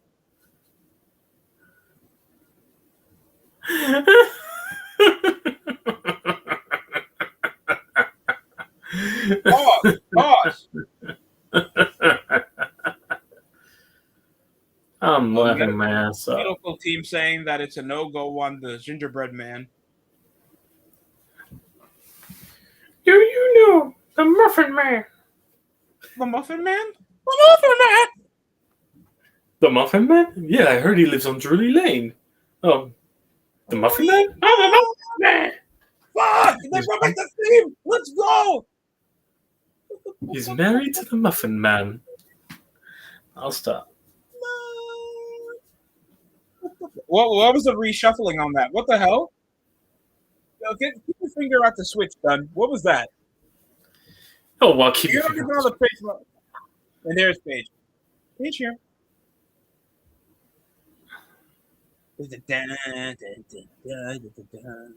So we get a title rematch involving Pitt. Please drop the titles back. The YTC, you called it, by the way. You said before Backlash, they'll probably drop the titles back to the Irresistible Force, right? Because I know they were going to let the Bellas win, right? And you called that on the spot when we were streaming Mania. You called that probably that the Bellas would win the titles. They'll drop it back to the deserving women's tag champions at WrestleMania before Backlash. Come again? Yo. What's poppin', John? What's up, John? Papa John's. Hola, nanos. Isn't that your team too? Hey, double-edged sword. It takes one to know one, I guess. We're on a double-edged sword. Oh, man. Ace fans and Giants fans are fighting on the Twitchers today. Twitter. I don't Because even be on there. apparently all the Ace fans are mad at the Giants. Oh, how dare you! You kicked us out of Oakland. And then the Giants No, were like, that's we didn't Should do be nothing. blaming the Your owner ownership. is Ace. they have no one but to blame but themselves for not showing up or protesting. Ace fans. Y'all were in the Italian teams. They know about the Now ticket you know pricing why I increase. hate Ace They're fans. protesting. They always blame everything. They blame New York for kicking them out of Philly, which I don't know how that even makes sense. How do we kick them out? Then they blame Kansas City for kicking them out. To be fair, you kick them out too, John Jay. Next, they're going to blame Sacramento for kicking them out. And then Oh, the Ace fans.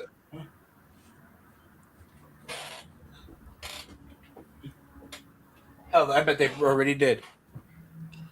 Anyway, did the Sixers win the title yet? Sorry, Spudge. Well, they're close to getting out of the series against the Celtics. They'll be pushing a game 7. Oh, Spudgy's right. They're going all the way, John Jay. Detroit Pistons actually. I win either way. They're both going to game 7. I get to throw one of the two. I hate both teams anyways. Oh, and John Jay, Detroit Pistons allowed only 17 points of total points in the second half against the Orlando Magic. They're heading to game 7. The Magic are ES. And then we got no words. I don't even know how that's possible, how you only have 8 points in 2 quarters. 18 points in 2 quarters. Wow. How do you about the Hawks. You mean that BTA we gave them? No, I'm talking not like the Hawks game where they had 15. No, that was belt to ass. That was literal belt to ass. Belt to ass. Kudos to the Pistons though. They still got some fight in them. Is there a possibility we'll see a Knicks Sixers series? For the Sixers' sake, I hope not for them. I know Spongy will be. John Jay, we're gonna murder the Knicks in 4. Oh my God! I told you, YTC. Kelly Oubre is better than Jalen Brunson, YTC. You got it. Tyrese Maxey or some shit. I remember he went on Instagram and he started arguing with RJ. Hey, what happened to your Knicks? Yeah, and guess what happened after the series after we beat them? We trolled the master anyways. Sixers fans. They're so funny. Philly fans overall. Do you remember the time? I remember when Spongy had the nerve to say that Bryce Harper was a million times better than Aaron Judge. Couldn't stop laughing. To be fair, there was a time when Bryce Harper was better than most guys in the league. I mean, of course, he would say that because Bryce was in the league longer than Judge, but until he passed him. If he wasn't a Phillies fan, I don't mind calling him the blueprint. The guy was a mega star when he was a younger player. Yeah, because he came in the early 2010s, and then Judge didn't come until 2017. And what's crazy is he already surpassed him in home runs already. Hell, and he's already having a better start than him, and the Angels suck. It's poor outfield play when I saw them when they played against the Royals. No shortstop at all, gang. And I shouldn't even be talking because the Yankees have a terrible shortstop.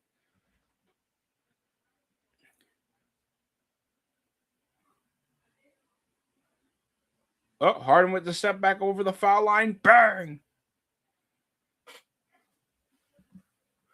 Shooting it up like Prince in his trailer. Sorry, my fault. That's awful. I apologize. It's bigger cash grab than the Michael Jackson trilogy of films that I won't be watching. Sorry. All due respect to Michael Jackson. I can see why Janet Jackson was nothing to do with the films.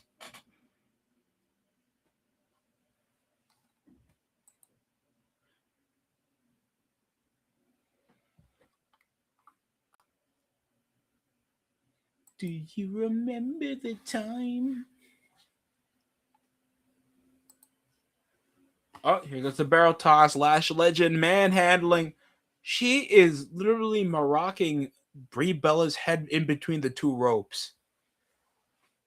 And doing it on the other side of the ring, gang.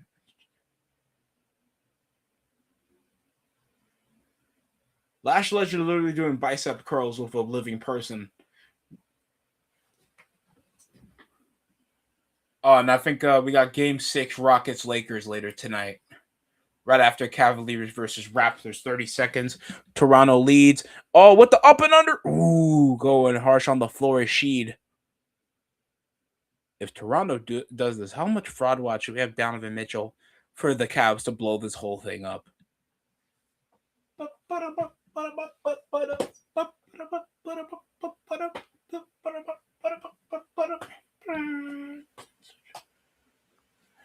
You suck. You suck. You suck. Ooh, and Jack's already dominating.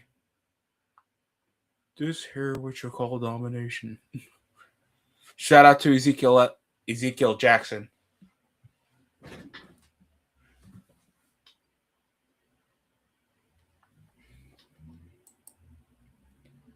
On the line already.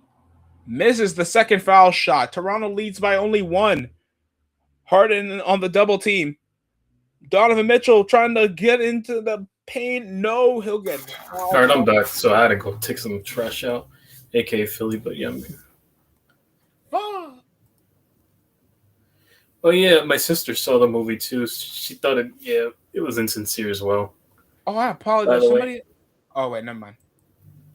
I thought I missed another. No, she saw the new Michael biopic, so yeah. No, next week I'm going with her to see Mortal Kombat, but yeah, she definitely said it felt disingenuous, outside of the songs. So yeah. It felt so disingenuous. I love Michael Jackson's songs, but I could just go without watching the biopic. Mm-hmm. Thanks, I know it's all a reputable. Because I already know they're going to it's the Hollywood narrative. They're going to plaster what they want. At the end of the day, they have that say so. With a boatload of marketing and monetization on the dead legacy of Michael Jackson. All due respect, I'm not doing that. I'm sorry, I'm not supporting that. You guys could just listen to the album. Thriller's there. Off the Wall is there. In my opinion, he was tried many times and he came out innocent, and I felt they silenced him anyways. So, yeah, Sony. No man can have all that truth. power. There's many celebs they silenced in my. So yeah. Oh, and a hurricane around. Mamma mia! Oh no! I'm back. Toronto has done it. What I miss? Wow! With a game-winning shot. With 2 seconds, 1.2 seconds remaining. No, the lead changed. So Scotty Barnes dribbling up the court. They were like trailing by like two. RJ Barrett last bounce, Kawhi Leonard style from top of the key, and gets the lead with the Cavs in overtime. The Cavs are going to probably get eliminated in the first round. No. Cavaliers lost? Not yet. There's still 1.2 seconds. 1.2? That's good as gone. And this is a Game 6 series. Toronto's been leading over in the series. Jesus. No, Cleveland has. Toronto might go to Game 7. I just saw the shot right now. Jesus, RJ. Oh, my God. That was outstanding. Don't stop me, you guys. Mm-hmm. I swear, I like it. I know like the flow of the song and the chorus. You can't force me to know all Michael Jackson lyrics. I apologize.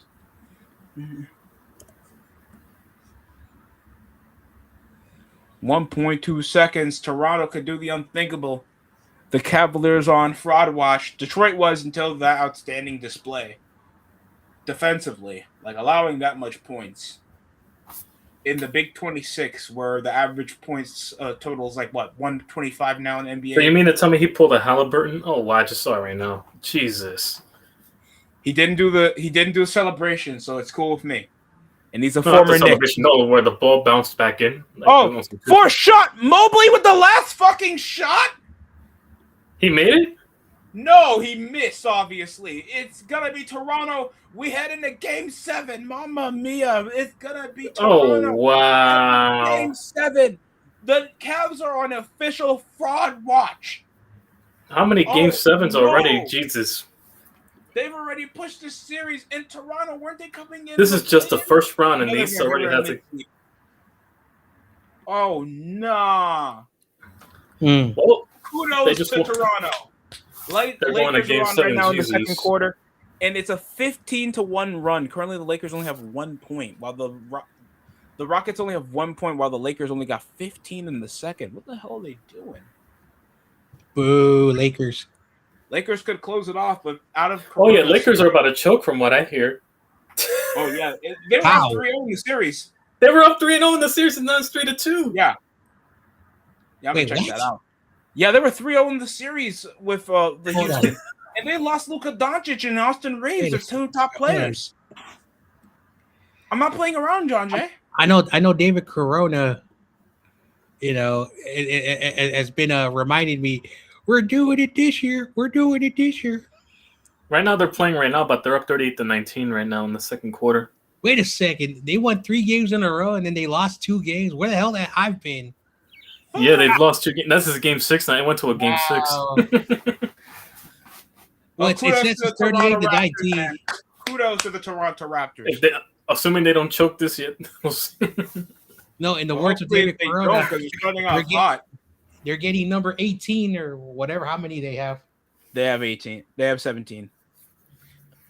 They tied with the Boston Celtics did tie with them in championships last year. Well, and another game series too, by the way. The Pistons and Magic, they're going to Game 7 too. How many Game 7s in the East? Break 7. Oh, damn it. Remember, Walt Disney paid so much money that they need all their games to go to Game 7. Well, ours didn't go to 7. These streaming platforms that you have to pay. Ours didn't go to 7.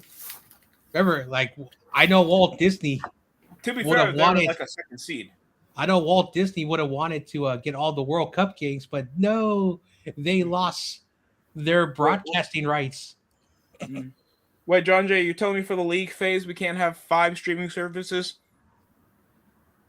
for the group stage? Oh yeah, we're the first. We're the first team to get out the first round. I was watching that stupid 4-hour. Well, I didn't watch the whole 4 hour of FIFA's Congress. We care about the poor people. We love the people. We love poor people. We love the women. We love them. We love them. We love them. Well, at least we won our series, so we get a head start. Now, we're gonna do so much. Trae Young. We're gonna give money to the ladies because the ladies have been pushed down in society. That was the horrible FIFA Congress. FIFA's more sketchy than AFCON tournaments.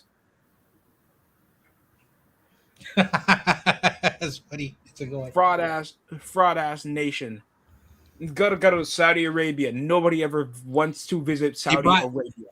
They brought in that Arsenal coach who retired years ago to be Arsene Wenger. The putback jam. The Secretary General of Growing Nations of Underprivileged. What? Just say poor people. Just say third world countries. Remember, FIFA does not like hatred. That's why they did a 40-minute PowerPoint. How much they love inclusion. We love everyone. We don't hate people. Yes, we do. Oh, please. So, okay, just if that's the case, Mr. Goodell, you think you concern yourself with the common, hardworking people? I hate those poor people. Here's Stephen A. on Red Zone. Hang on, you're talking about Mr. Goodell who rubbed his nose and put his booger on a disabled female on national television? We don't discriminate, John Jay. Can you get rid of the? He literally picked his own. He literally picked his own booger and put it on a little girl's head on the draft. I remember, like a while ago, there was this YouTube channel. I forgot all about it, where apparently it was news and sports. How news and sports can anyway. And the famous picture of Jerry Jones when he was a boy, like Jerry Jones is old too. And apparently Jerry Jones was in a group where they were yelling at a certain person, and Jerry Jones was like, "When I was a kid, that was acceptable." You see, John Jay? Now I see why he got a light-skinned quarterback to be his joking. I'm joking. Hey, you kill two birds with one stone. You get, you select the favoritism with the white side, and you get the DEI side with the black side. So it's for him. I got the darker ones because they're faster. Oh, whoa! You can't say that out loud, Mister Probably Johnson. We're gonna somewhere. get canceled. YouTube is listening to it. How dare you put your video on our I platform? ain't scared of YouTube. If YouTube You was should that be. serious, Michael's channel would have been taken down by now. You years should If be. ago. YouTube was that serious, you guys would delete something Should critiquing I? your streaming. Once again, platform? Michael's channel never got taken down after all the shit he showed on there. Michael has changed. Remember, he's changed. He's a good person now. Well, The look, man of us. YT The most John Jay- evil man I know, the most also believed in the same faith he believed in. That doesn't mean nothing. John Jay, here's the difference. Hell, Adolf Hitler was originally a painter, and also Joseph Stalin used to guard. Joseph Stalin used to literally garden his flowers. Doing good deeds, on having hobbies does not mean you're a good person, really. That stuff is a different conversation because you have to understand why men like that become evil. But again, this is the wrong time for conversations like that. No, but that's just because I'm tired of the hypocrisy of people trying to portray themselves as morally good people through, worshiping the Christ and all, but yet they're the most evil, demonic people I know. You guys hail Homelander before you hail yourselves, gang. I'm being serious. Hell. Hail Homelander. I love the world. I wake up every single day and I tell myself, everyone's a hypocrite. Shut the hell up. They're like, no, I'm not, John. I'm a good person. I go to soup kitchens. Yeah, literally, they make it their whole personality. That's literally competition. Why do you have to tell everyone you're doing something good and you can't just do it for yourself? I do nothing good. I am a bad person, and I'm not afraid to say it. Cancel me. I'm just playing. I've done a lot of evil shit anyways. I didn't look back anyways. YTC, I did something good. I gave a Jets fan an 8-pack. I feel proud of myself. Well, apparently, the words of Kenny, the Jets are doing it this year. Gino, Jay, I'm going to see Fireman Joe and a bunch of drunk Italians. Whoa. That's so true. He's not wrong. He's not wrong with the demographic. That is true. That is true. I'm just going over the predominant demographic. I'm going to see a bunch of that's drunk old Italians. that is North Jersey Italian demographic. That is true, yeah. I should know better. Get some overpriced Geno Smith jersey. They're just going to pull the Geno Smith jerseys from 2013. Also overpriced concessions too, I might add. Because both start to overprice the hell out of concessions. But remember, their future quarterback is Cape Klubnik or whatever what Kenny says. Klubnik, Cape Klubnik. And I thought Colin Knippel was also. Bustin's ass. Garrett Newsomeyer might take his job for starting quarterback. Remember, guys, the great Justin Fields will lead the Kansas City Chiefs to the Super Bowl. Garrett Newsomeyer's taking his job. Don't worry, preseason. John Jay, it's okay to laugh. Oh man! I'm hoping Garrett Newsomeyer takes his job. Michael's watching. He knows. How dare you, John? How dare you talk about the great Justin Fields? Justin. Oh, God. Remember, I was a Steeler fan, and I almost became a New York Giants fan. John Jay, God forbid we have Kenny and Michael in the same room, and we have the biggest debate of all time. Justin Spectral and the Shador fans and Justin fans, like literally. You don't know how good Shador Sanders is. You don't know how good he is. Well, remember, guys, we don't understand because we don't understand that Shador didn't really have it that easy in life. He had to grind hard and go through the hardships. Man, I don't want to hear I like you, Kenny. If you're listening, I like you, man. I'm just messing with you. Man, that'll still be better anyways. John Jay, he said, "Don't touch my diamond turfs." What the hell you mean he had a problem? He had his own logo on his. John Jay, I have to pay my own tuition for Colorado. I'm joking. Oh man, you don't know the struggle, John Jay, of getting 2 new butlers to make you the creme brulee you actually like. You don't know how it is. You weren't in the trenches with me, John. You don't know what rollie on your wrist would actually match the outfit, John Jay. We're not in the same trenches, John. What trenches? Your local Starbucks and fucking you never hung out with Lil Wayne, John Jay. I'm ripping the bandage up. I don't care what happens to me. We are so obsessed of hating the rich people, which they deserve it. But just because your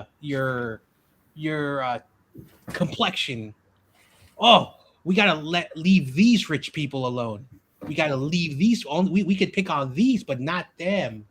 And so that's the point that I really hate. Why do we have to give special treatment to certain rich people? We should all hate all rich people. It doesn't matter. I know a lot of rich Hispanic people in mine, and I make fun of them. Oh, you don't understand how the hardship, how we became rich, John. We had to grind and work hard, and now we're rich. Yeah, you're rich. I'm not. I'm canceled. Oh man, John, I'm a grandpa. I'm old. I've been around so long. John, you wouldn't know what to do with another Rolls Royce in your garage. We don't be like that. You were struggling to take the train home while you had to pay rent. Guess what? I had to pay for my 17 dogs. 17 dogs. 17 dogs. Grass-fed cow. You don't know how expensive that is out of my dad's wallet. That's worse. Or the $100 allowance weekly I get. You don't know how hard it is. A small loan of $1 million my dad gives me, obviously. And of course, that's a true thing that actually happened. He said that, a small loan of $1 million. Shedeur Sanders deserves CeeDee Lamb to be his type A wide receiver. John, you don't know how good it is until he gets the support he needs.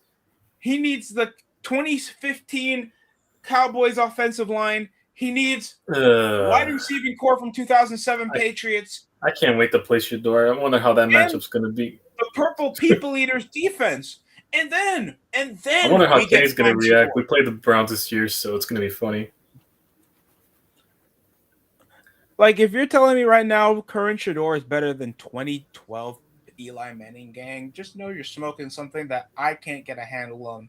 And I know that's 23 interception. Damn. 23 interception Eli here. Just know, remember, 2017, and this is gonna be very rude, but really honest. If you're telling me, well, I'm sorry, who was? Oh God, why am I forgetting his name? He was in the 2014 draft class. No, the quarterback for the Buccaneers for years. He was literally Giants quarterback for YTC last season. Jameis Winston 2017 season will be more productive than whatever I get Shedeur to do for the Browns. Hey, Jameis caught a touchdown this past season alone. That was not in my bingo cards last year. Jameis Winston catching a touchdown. But here we are. He ain't doing that either. Marcus Mariota's self-catching touchdown to upset the Chiefs in the wild card round. You can never get that level. You'll be lucky to get 2025 Trevor Lawrence out of Shedeur Sanders. You'll be lucky to get 2022 Daniel Jones. That man's like the top 6 highest paid quarterback in the NFL. Somehow. What was that inbound by Alfred Sengun? What was They'll be lucky to get a quarter inch of fucking Blake Bortles in 2018. Oh, God. People forget how shockingly impressive Blake Bortles was. Fucking 2017 Case Keenum. 2007 Kyle Orton is better than Shedeur Sanders. 2015 Tom Savage. 2008 Matt Hasselbeck. 2015 Ryan Fitzpatrick. You will never reach Jets prime. The Jets. The last time the Jets had a winning record and still missed the playoffs. How dare you write off 2014 Andy Dalton? Since down since J1 Oos, we go down since day one. Oh wait, the chat GPTs ran out of lyrics. Down since Oos, down since. Oh God, it's not working. No, chat GPT is going to control all of this. Will be Stone Cold Steve Austin if TKO had a handle on the theme. Remember, we were talking during the draft, and everybody was getting mad why the television broadcast was late with all the picks, and then I was like, remember Disney needs all the talking and all the stuff, and every time they would talk, the Home Depot logo was there. You got to pay them back. We're giving you all this money, ESPN. So put Home Depot everywhere. Home Depot. Eventually, they want some citizenship too. I'm joking, guys. Remember, apparently, because WWE is with ESPN and ESPN shows the NFL draft. Don't be surprised if Roger Goodell walks out with the Prime bottle. WWE actually doesn't sponsor Prime anymore. Oh, they don't? Surprised. Yeah, they're done. Actually, he'll pull up in a Slim Jim jerky uniform, like a beef jerky. It's just piss with electrolytes. All right, the next pick, the San Francisco 49ers will have the Slim Jim. Whopper. Not the Whopper. Oh, we have an injury timeout. No, next thing you know, they'll pull up with the Wendy's Baconator, and I'll feel my arteries clogged just seeing that alone. Arby's. We have the. I'm not saying that out loud in front of people. I've never eaten Arby's. I've never eaten Arby's either, surprisingly. Arby's gives me terrible flashbacks. I've had fucking Charlie's and fucking Jimmy Dean's before all that. I think I've had Red Robin's more than I've had Arby's. Yeah, no, Jimmy John, not Dean's. Jimmy John's, yeah. I've had that way before that, yeah.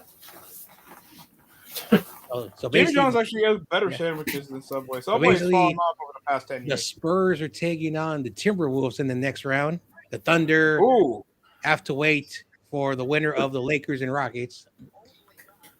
Only one team in the East is the Knicks. And there's a possibility that Spongy's like, I cannot wait to see the Knicks in the second round, Jay. Or I get to I get to troll either, or we're beating either one of the two. I'm confident. Don't forget the Boston Celtics had a 2-1 series lead, and people had them as the odds-on favorite. But since Joel Embiid has come back and he's been performing like he never got hurt, so I'd be surprised if the Sixers actually get eliminated. Remember, it's Joel Embiid's year. Don't worry, remember he can't get past the second round. Even if he does face us, he ain't getting past the second round, though. Remember, I've been around Spongy so much. Remember, last week I was around Spongy so much. Thursday, Friday, Saturday. Rip-de-doo, John. Whoop-de-doo. I was trying to ask him, but his Wi-Fi always keeps, because I was going to say, Spongy, how do you feel? Because I remember in all your picks, especially the one, the wide receiver they picked, he basically left the stream and he started screaming at his pillow. Why? We didn't need that pick. Why? Yeah, it was so bad. Over a tight end, he got picked over a tight end. He was getting so bad, and the only pick he liked was that international player from Nigeria, who still hasn't played a single NFL snap. He doesn't. Wasn't he Mr. Irrelevant? He's getting hyped over a player who's never played a single NFL snap. That tells you a lot right there. You remember, you can't blame him.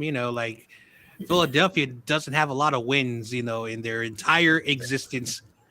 Yeah, he only came at the golden age right now. They haven't won before. I'm just glad Spongy isn't part of the Niners fan base.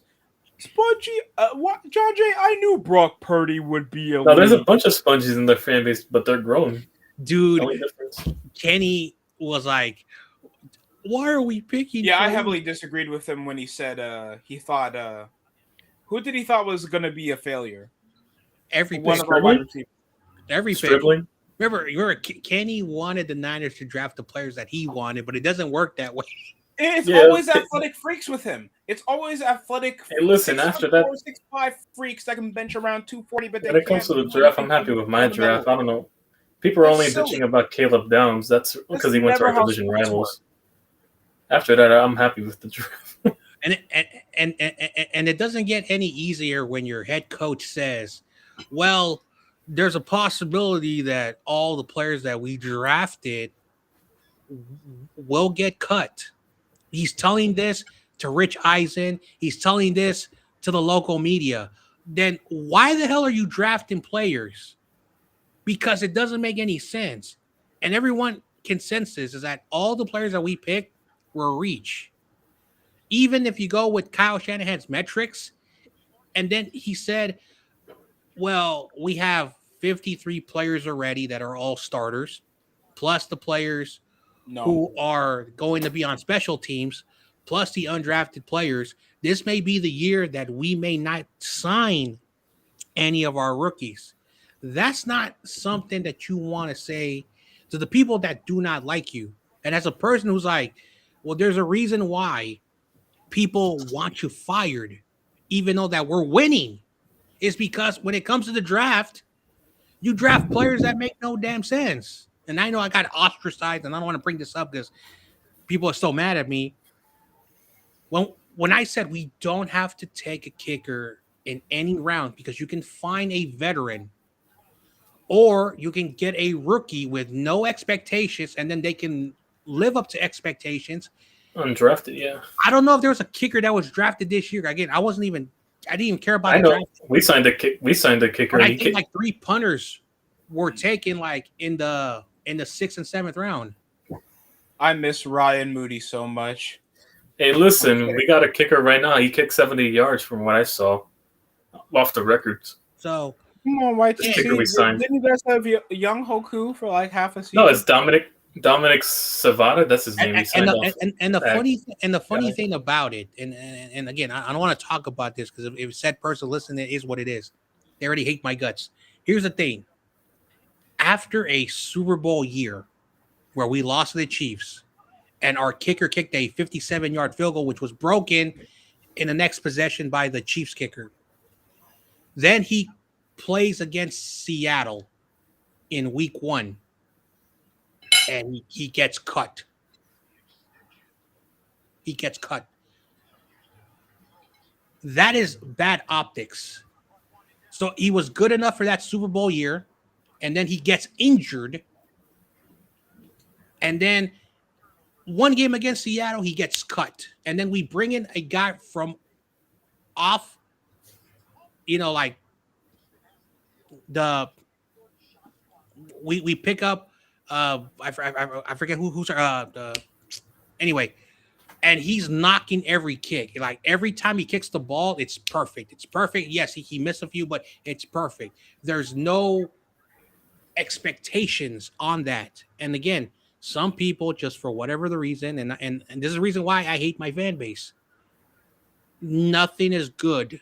Nothing is good enough. I will say this for a team that has been winning a lot of games and making it to the playoffs and losing at the worst case scenario, but there are 32 other teams and probably like the bottom feeders of the NFL are like, we wish we had that.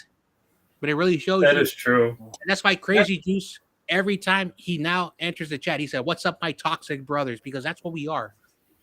Yeah. Ricky Pearsall, John Jay, I just don't like his smile. Yeah, I've never seen a fan base get so picky over a draft picks. We actually pick up starting caliber players, and then later. Sure, I pay attention to every single pick because we can't stay healthy at all, and I expect half these guys to be starting at some point, knowing my luck. Sure, I'm happy with my draft. I don't care about no damn Caleb Downs, people passing on him and whatnot. We got an offensive line guy, so I'm not pissed. We got Jaden McDaniels. Anyway, so it is what it is, and this is the reason why. Like, and on Wednesday when I was on McNiner's show, I said this: I have lowered my expectations, but for whatever the reason, and McNiner's still mad about the running back. That dude is 25 years old. You want to know what that means? He's sass. No, it means welcome to NIL. When these players are now entering the league, and those who are doing the 5-year eligibility, and then they choose that redshirt year. Carson Beck, who I saw that. Mm-hmm. I know TRL doesn't like him, but he's the only quarterback who can run a pro-style system. Now, he's 24 right now. During the season, he'll be 25 years of age. It's very rare how.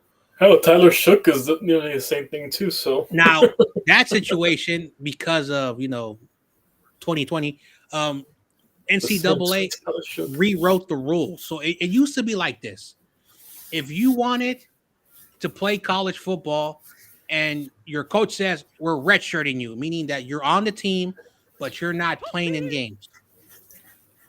Then you have 4 years of eligibility. That's why Matt Leinart was very rare in the early 2000s. He's a fifth-year senior entering the NFL. That's very rare because everyone wants to enter their junior year. Now you're seeing with the new rules, they redshirt their first year. They're able now to play that fifth year, so they're technically now entering the draft 23, 24 years of age now. Okay. So ironically, Eli Manning came in at 23 for us. Now, yes, there's still a lot of young players that entered that were 21 and 22 who care more about NFL money than NIL money because, again, NIL, I don't know how that's going. We got Dart at 23 years old as well, too, so it's there, too. It's like that young man that before heading in this year. It's like that young man that used to be on the Tennessee Titans. I think he. I'm older than half these quarterbacks right now, which is crazy. But yeah, and he was an offensive lineman. What was his name? Isaiah Wilson. And the money. Oh yeah, that offensive tackle. And he had no incentive because he showed up to training camp out of shape. He was undisciplined, and he didn't last long either.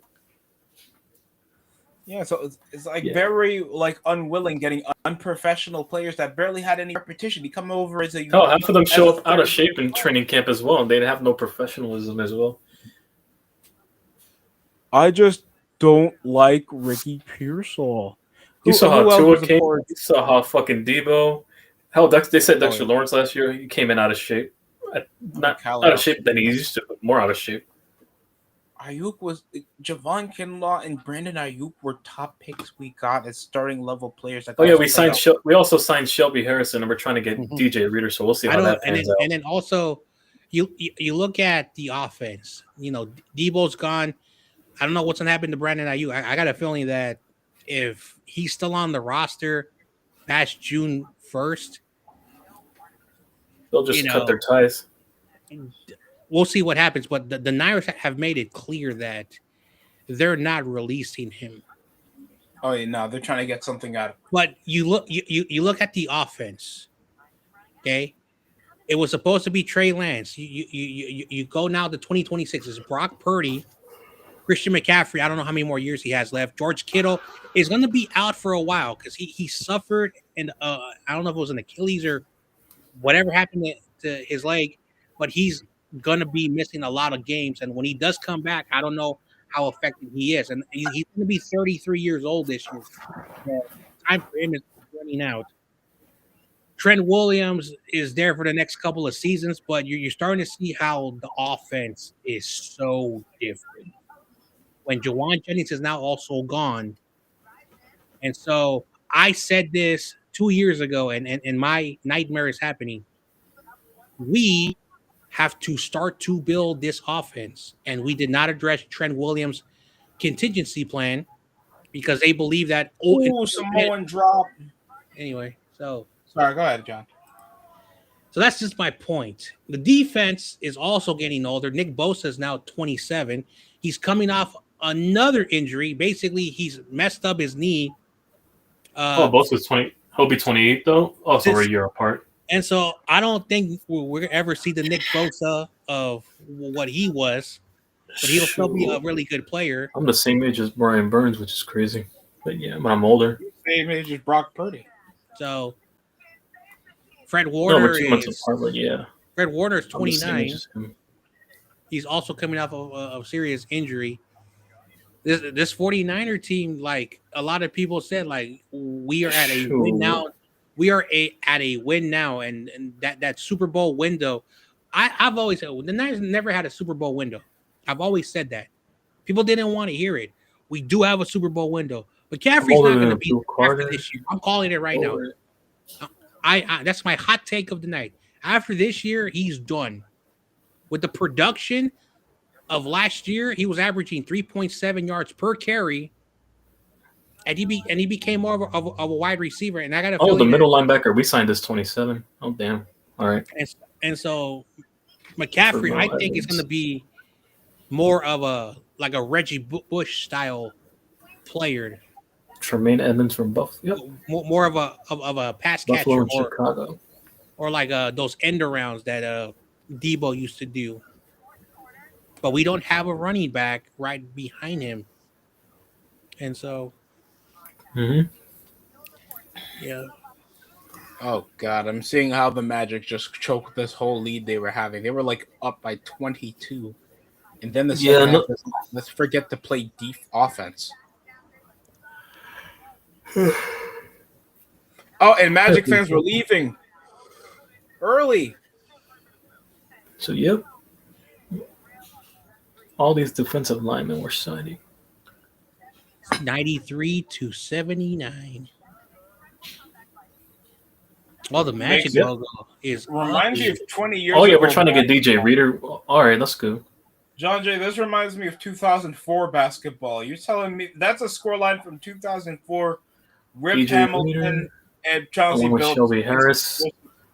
T-Mac Magic. That's the offense. Why did they change their logo? The Orlando. So Magic? apparently, we signed someone from the Raiders. Yeah, someone from the Raiders. They wanted to look at a rebrand that looked less outdated because they didn't have much of an update brand-wise. DJ Reader. Like once Nike started to buy every licensing rights to make clothes, every jersey. I've been watching a lot of friendly matches for some reason. They're showing some friendly matches, and I was watching a Champions League game that I recorded. Arsenal's jerseys are ugly. The Adidas one? Because if I remember, and again, I'm not British, but when did they start wearing blue? Yeah, I have no idea what that was part of their color scheme. Also, it's usually what, red and white, right? Yeah. Also, will we see a Premier League team that since the start of the league going down to another league?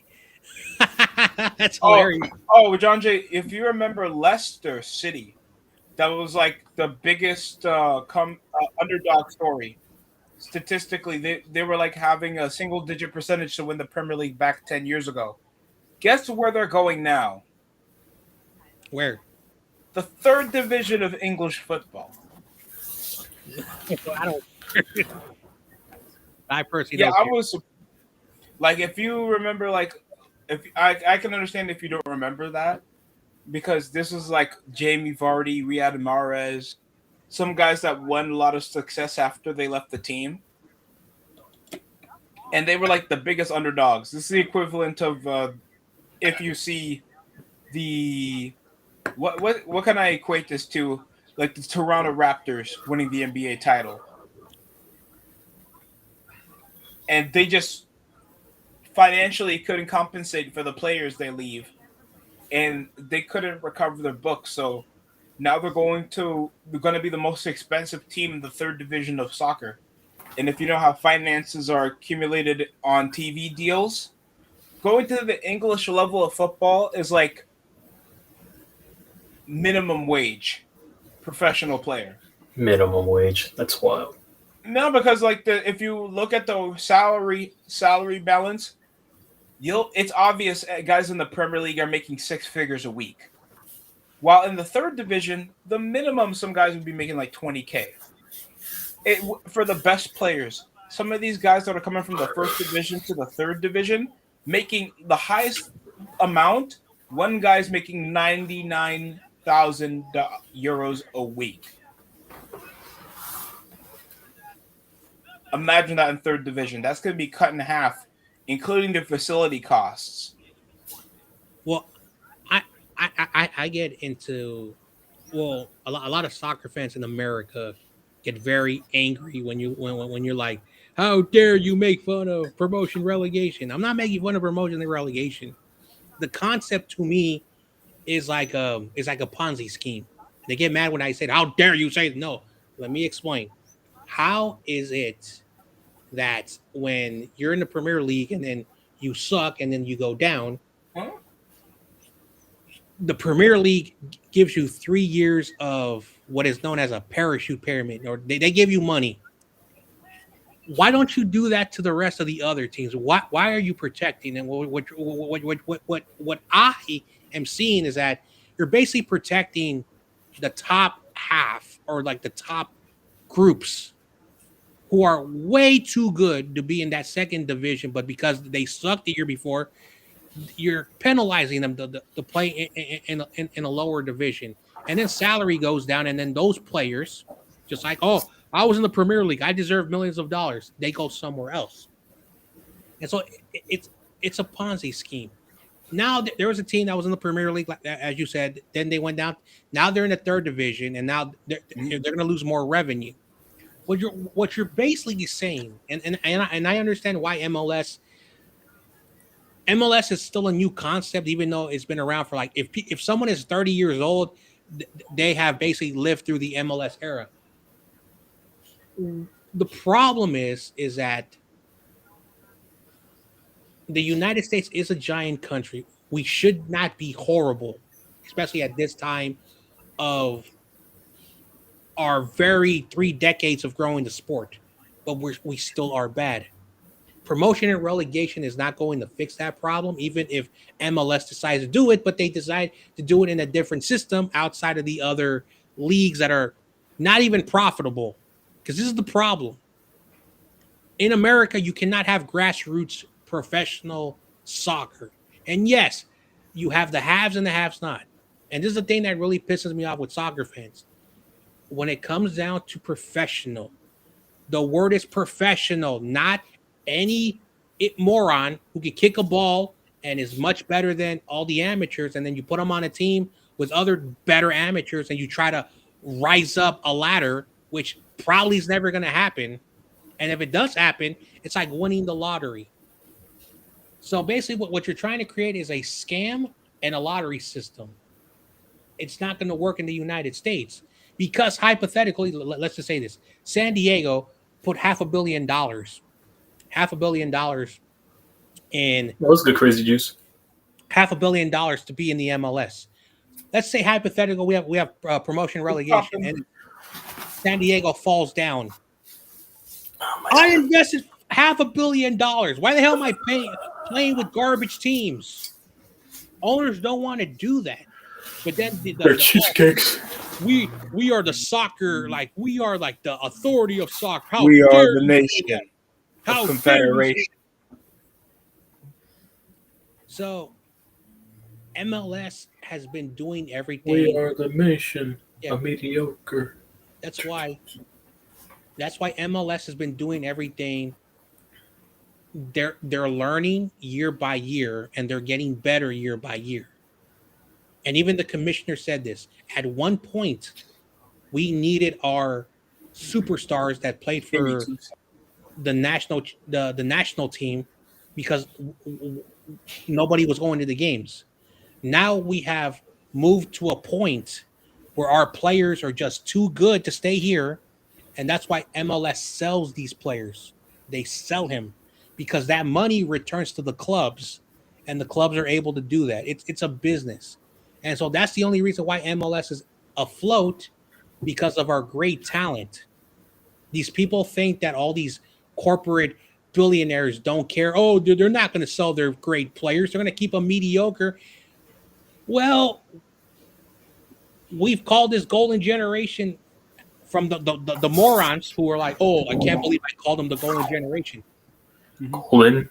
And so it really pisses me off that a lot of people are like saying, because we need every player to be in Europe and we'll win a World Cup. That may Wes McKinney's our best fucking player. That may be true to oh my god. Countries.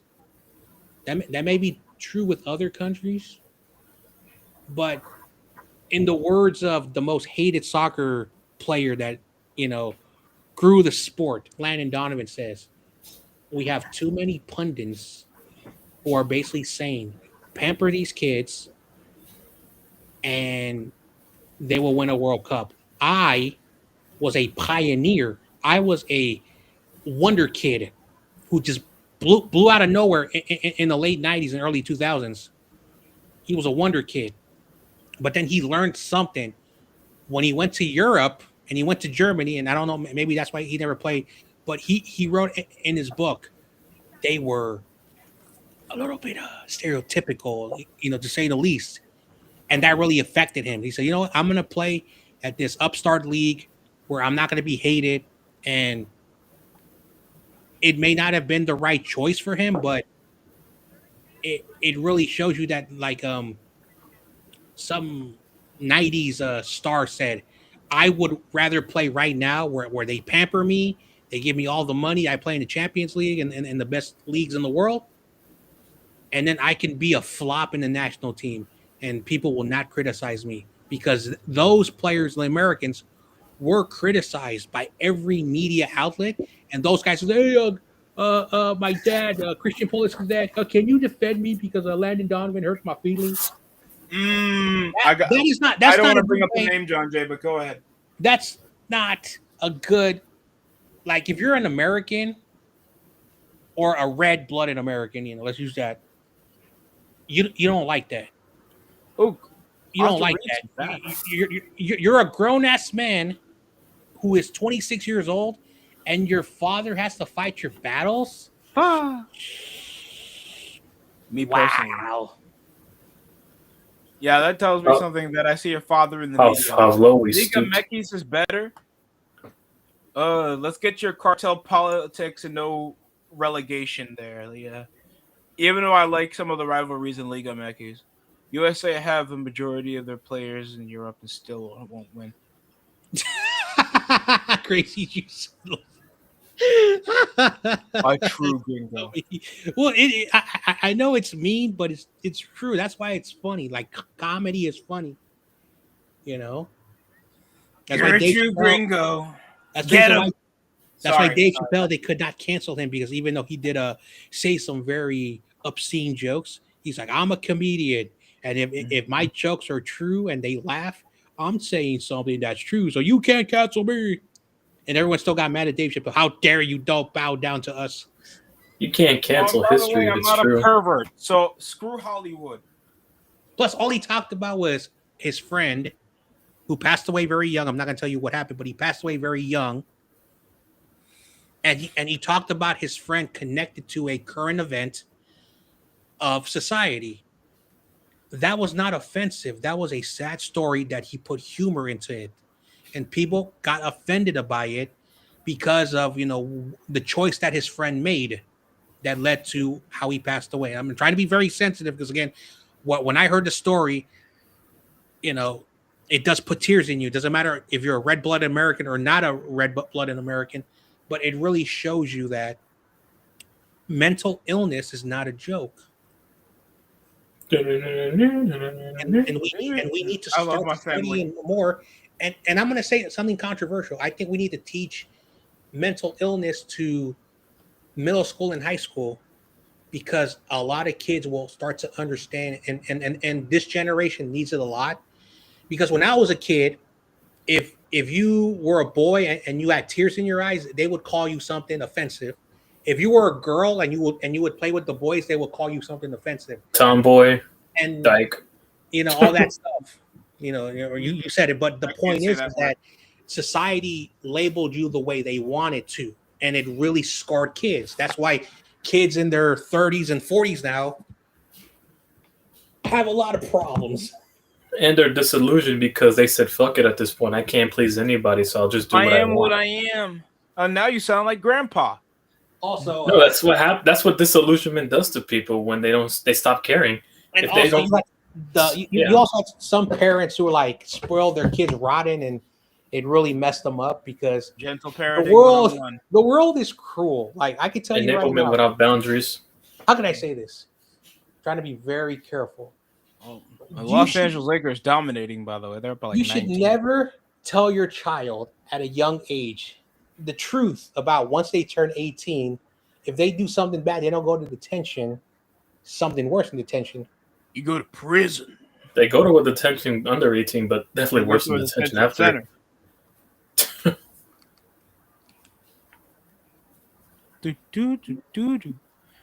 Ricky Puig, you're still in the MLS gang? Oh yeah, you're cooked. I didn't even know you were my age. Ricky Puig, you're like 20. No, but I take mental health seriously now, especially with seeing how people can easily change and Oh, look what you're showing on my television. The be French disillusioned. league. Let's go, France. I'm just playing. Listen, I don't care if the French hear me say this. I am not a fan of you guys. Attack me. Go ahead. We made America. If it wasn't for us, we made America. It doesn't matter. First off, didn't they borrow money from us? You know, you guys can take back the Statue of Liberty. They literally, first off, they borrowed money from us after we bought their state from them. They wanted their home money. Oh, 2-on-1 fast break. The King, LeBron. Oh, you fouled the King. They loaned money from us. At least our schools. Also, their croissants are overrated, man. We make better ones over here, anyways. Well, John Jay, I'll say this one optimistic thing about the soccer era. Real Madrid won't be winning shit this year. That's the best part. Look, I'm not trying to hate success or anything. Real Madrid has to be the most capitalist, But yeah, weird ass mental health. Better take care of it. They think Real Madrid runs the economic structure of Spain, and I hate them. Thank God. As soon as they got Kylian Mbappe, they got too many cooks. And they can't structurally form an offense. The Germans are better. Oh, damn. The Germans. In which era? Well, I'm joking. Which specific area? Yeah, exactly. Which era? Boo. Which era, Crazy Juice? You get this is a safe question. And now they're out of La Liga. That's asking a bunch of Italians the same thing too, because they were once part of that side too. The Italians. Let's talk about it. Ooh, no. They were once part of the side over there. Let's talk about it. How is a European nation who has great history in soccer, and I think that they're one of the two best European teams with World Cups, right behind Brazil. Brazil. You get knocked out by a European nation that's like ranked like 90th in the world. No, John Jay, you want to know why? I'm gonna say this nicely because I've watched a lot of Italian soccer, and whenever you see Italian soccer, every league is embraced with the significance of how they are culturally. And if you witness Italian culture, and nobody will let you hear this, it's always been a bit slow in developing in the modern era societally. Yeah, I'm part Italian. For those who didn't know, I've been saying that for years. So I was talking to my pops, my dad, like the man who made me, and I was having a conversation with him, and he was telling me that in the 90s, every soccer, like young soccer player that was becoming a star went over there because it was known as one of the most defensive soccer. And I think I've told this story, but I'm gonna tell it again. They're known as like the blue defenders, because they wear blue jerseys. In the 70s and 80s, they were labeled as one of the most difficult teams to score on, and that's why they would win like 1-0 or draw with you. It was a very demanding soccer. You had to learn how to break their defense, and so Italian soccer has always been defensive. That's why they've never had like other countries, like 50, 60, 70 goal, scorers compared to other nations. And that doesn't count. He was on PSG at that time. Sorry, John Jay. So with all the problems that happen, Series A, Series A or whatever, really made a lot of poor decisions. And besides all the scandals of like the teams, like all the things that they were involved with, those scandals were not compared to how they destroyed an infrastructure of soccer in that nation. And so even the 2006 World Cup win, which I think was a fluke. I'm part Italian. I'm calling it. Italian fans get mad at me, which was a fluke. I think. I believe that even that could not help. And so what happened was, once that World Cup ended, ESPN and NBC and every started to buy the rights of the Champions League. Mm-hmm. And so during that time, the Premier League, was great, but they really propped up Spain. What was going on in Spain? You had Messi and Ronaldo. That was must-see attraction. Like both of them competing to be the top scorer. Messi, Argentinian, Ronaldo, Portugal. You had a great rival. But at the same time, even at the top, La Liga, and so ESPN won when they got La Liga. But then over time, England got a huge boost when NBC dropped $2.1 billion in 2017, and then they dropped another $4 billion in the recent, contract negotiation. And John Jay, you know how crazy it's been? One regular season game. It was Manchester City versus Liverpool recently, around the February game, the same night as the Super Bowl. It outshined globally by billions of streams. Talking about that Liverpool game against Man City over what was going on in the Super Bowl. That was like culmination of the NFL season. Outshined it.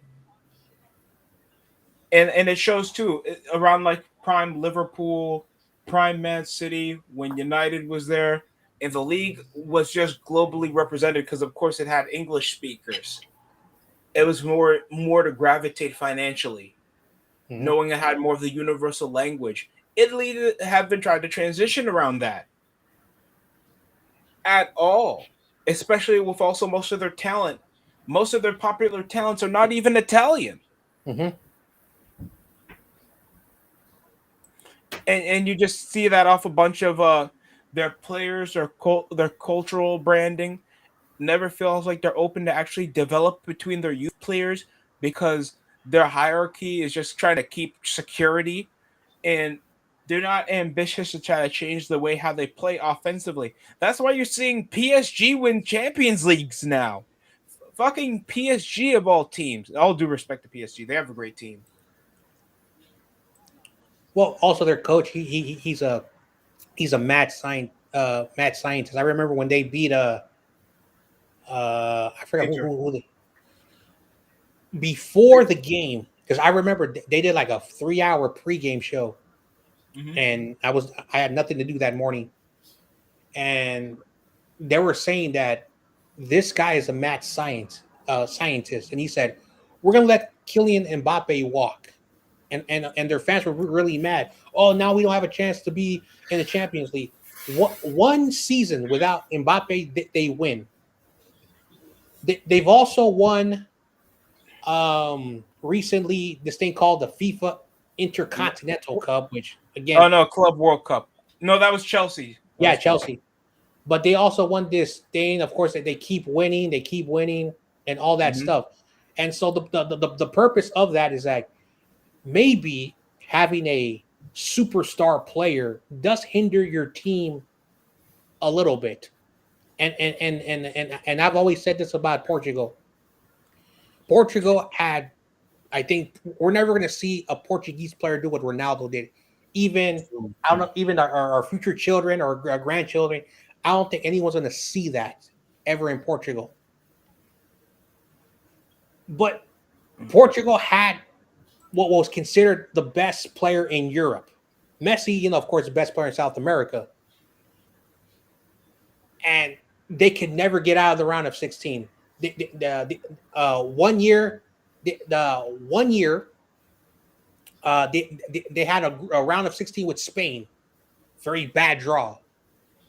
Then last year, 4 years ago, they had Morocco. Morocco beat them by defense. They basically played 5 players at the back, 1 striker, and they played a very defensive offense. It slowed down the routine of Portugal, and that's why Morocco finished fourth in the World Cup. The purpose that I'm saying is that sometimes having that elite player hinders your team. It hurt Portugal. Like it does for Mbappe now. It hurt Portugal. And now Mbappe, who a lot of people forget that he in his first World Cup, he was a passenger surrounded with really good players. Mm-hmm. And then the next World Cup, he had to lead the team, and he did it all, and they lost to Argentina. So it really does say a lot that Mbappe has been a fortunate person at the right moment of time. The question is now, because he's probably going to play a couple more World Cups, can he be that guy? And I'm going to say it, probably France look good on paper, but we're going to be shocked, and we're going to see a team that we don't know that has a lot of team players. That's why I joke around with my Mexican friends. Don't be surprised if this is the year Mexico makes it to the semifinals, because they have no one. They have no one. And again, World Cup nations, Canada, they're probably going to leave the group stage and get knocked down in round 32. The U.S.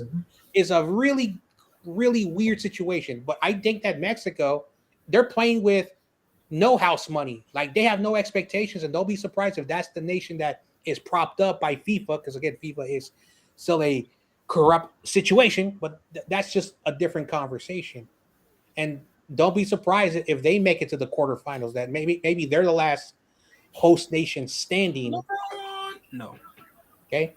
The U.S. will barely make it to the round of 16, and they're not going to win 3 knockout games to make it to the quarterfinals, because you got round of 32 and round of 16. And the U.S. face Japan.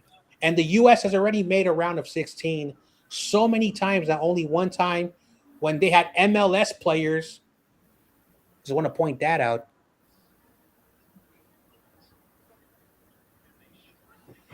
So yeah. I know my soccer. I know the shit that I talk. Excuse my language. I know the stuff that I talk about. It's just that all these pundits and podcasters, like I recently found a channel about a guy who's like, how dare Landon Donovan talks about how us coaches don't know how to develop players. He hurt my feelings, so I'm doing a 60-minute podcast with a guy who hates him. What did Landon Donovan even say?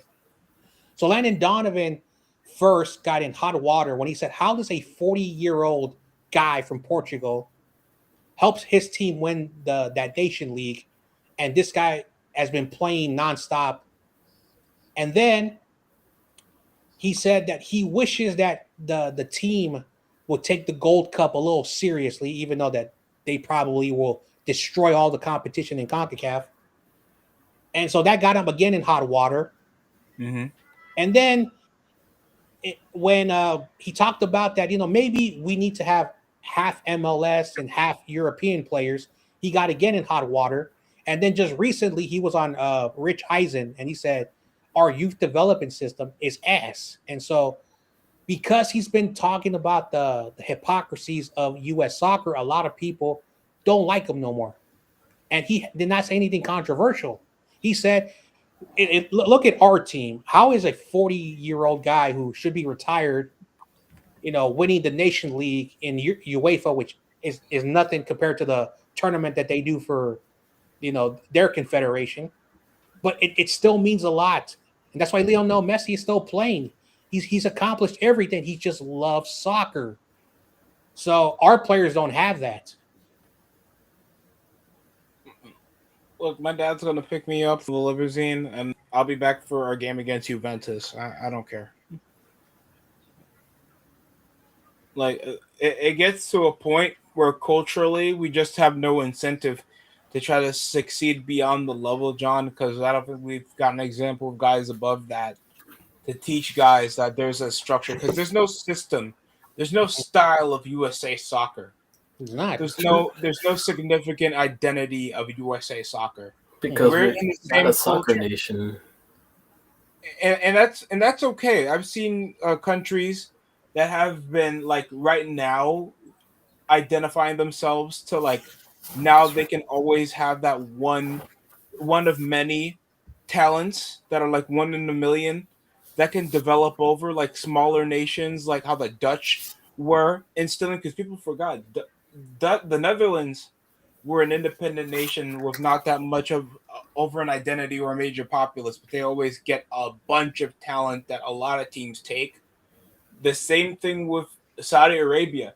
Now countries can now gamble on Saudi Arabian talent since the World Cup, thanks they can actually instill natural talent. We don't get that in the United States like we do for basketball.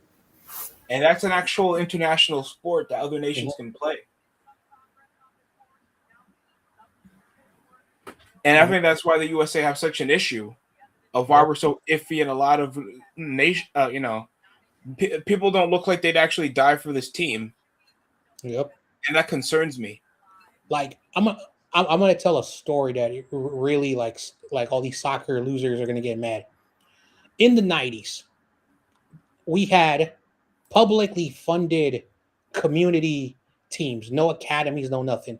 High school and college in the 80s and 90s gave us the 94 team.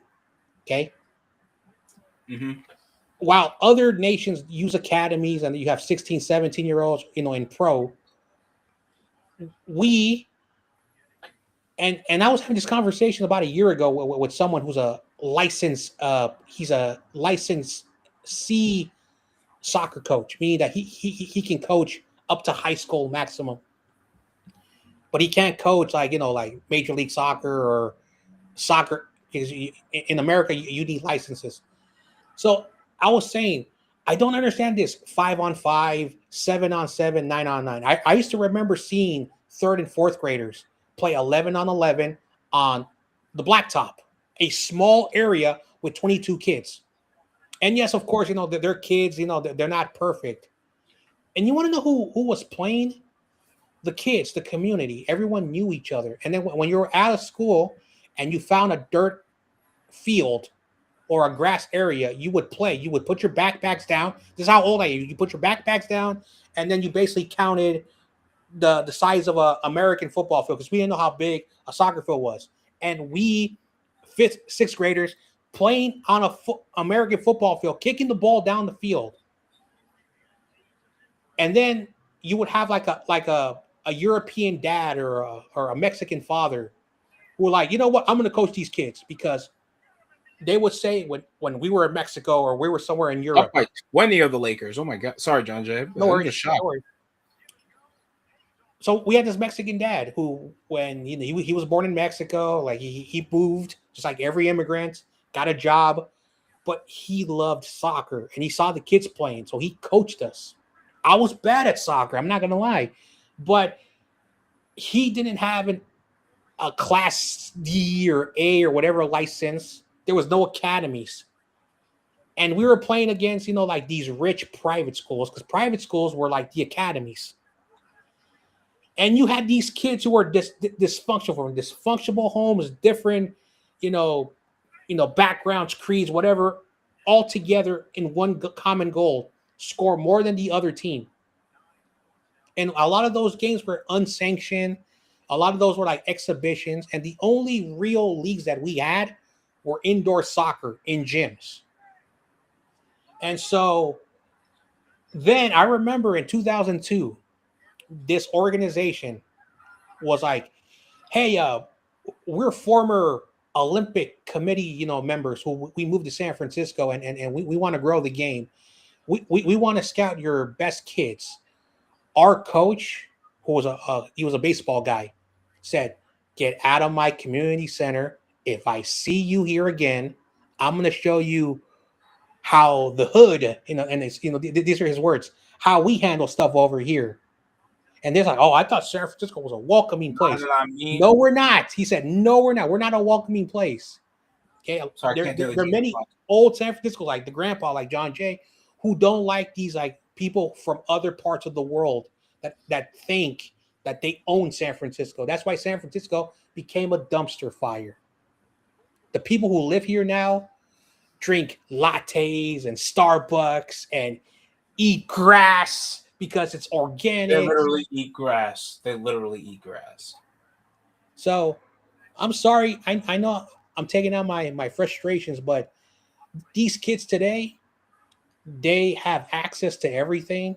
And even in our other sports, The like, Brazilians play barefoot, yeah, like openly play barefoot. like we just had the NFL draft. A lot of these players who were drafted had NIL money. They're like, you know what? We don't need to be drafted. We made $1 million last year. We don't need to be drafted. You can be 27 and still be in the portal. You know, and so even travel baseball is ruining baseball. That's why. Hell, well, John Jay, look at hockey. Mhm. It's even worse. You'll be seeing 5-year pros from Switzerland get drafted into the NHL draft. And you know how much is gear? And people talk about it's still accessible to play some of these sports, even if it's not in the highest level. A pair of kicks for basketball. Let's see if you're on a budget. If you're raised in like a multi-person household, probably around $60, $40 for some basketball shoes, True. minimum. True. And some shorts. You can just get your gym shorts, some shoes and socks. You're good. Maybe football, just some cleats. Sure, you don't have to get the $300 model. Just some shin pads, shorts, and shirt. A helmet alone is already $500, John Jay. Mm-hmm. Knee pads, shoulder pads, blades are gonna cost you rent money. I'm being serious. You can look up the equipment for a hockey uniform. That is more upper class than it gets. And these used to be just something that take the time off work. Baseball was such a blue collar job in England. That's why baseball it would be considered a boring man sport because it's such a blue collar sport that anybody in the community can play around the neighborhood. Well, baseball was the first American sport before all the other, and I'm going to explain why I'm the baseball guy. So, before soccer became like the club sport, baseball was a club sport. That's why you look at every team. Every team has a triple A, double A, single A, rookie ball, and like one of those minor league, that are basically the players play for no money. That's 5 tiers of minor leagues for baseball. For example, the Sacramento River Cats are associated with the Giants. God damn, that's an awful name. I apologize. And then, of course, the San Jose Giants. Those two cater to all the drafted players and players that are cut by other MLB teams, and then they sign them to continue developing them. And, of course, you got the Giants. Baseball, there was a thing called stickball where you found a stick or like maybe like a broken broom, and maybe you'll find a tennis ball, or you put a round object and you covered it with a sock and you made a ball. I know that's kind of funny if you really think about it. Haha, I say a little pause. Where White Sox came from? I'm joking. And you would play, and the kids would all want to hit. They all want to play, and that's how baseball players were created from the dirt lots. That's why you hear like those like dirt lots and like those like weird places that they would play. They would go outside their house in front of their backyards, or like if they lived in the cul-de-sac, they would play there. And so people talk about soccer, it's the poor man's sport. Baseball was the poor man's sport because all you needed was a stick that resembled a bat or anything round. And so a lot of kids, like tennis balls were like, like everywhere. Like you can find tennis balls in garbage cans, things like that. So a lot of people didn't need gloves, and they learned how to catch the ball with their bare hands. And when you found a baseball and you're a catcher with no face stain, catchers, are like the most fearless people, because when they were kids, Today, now we don't do that anymore. Oh, you're not going to get a stick and find a dirty tennis ball. We're going to buy you new stuff.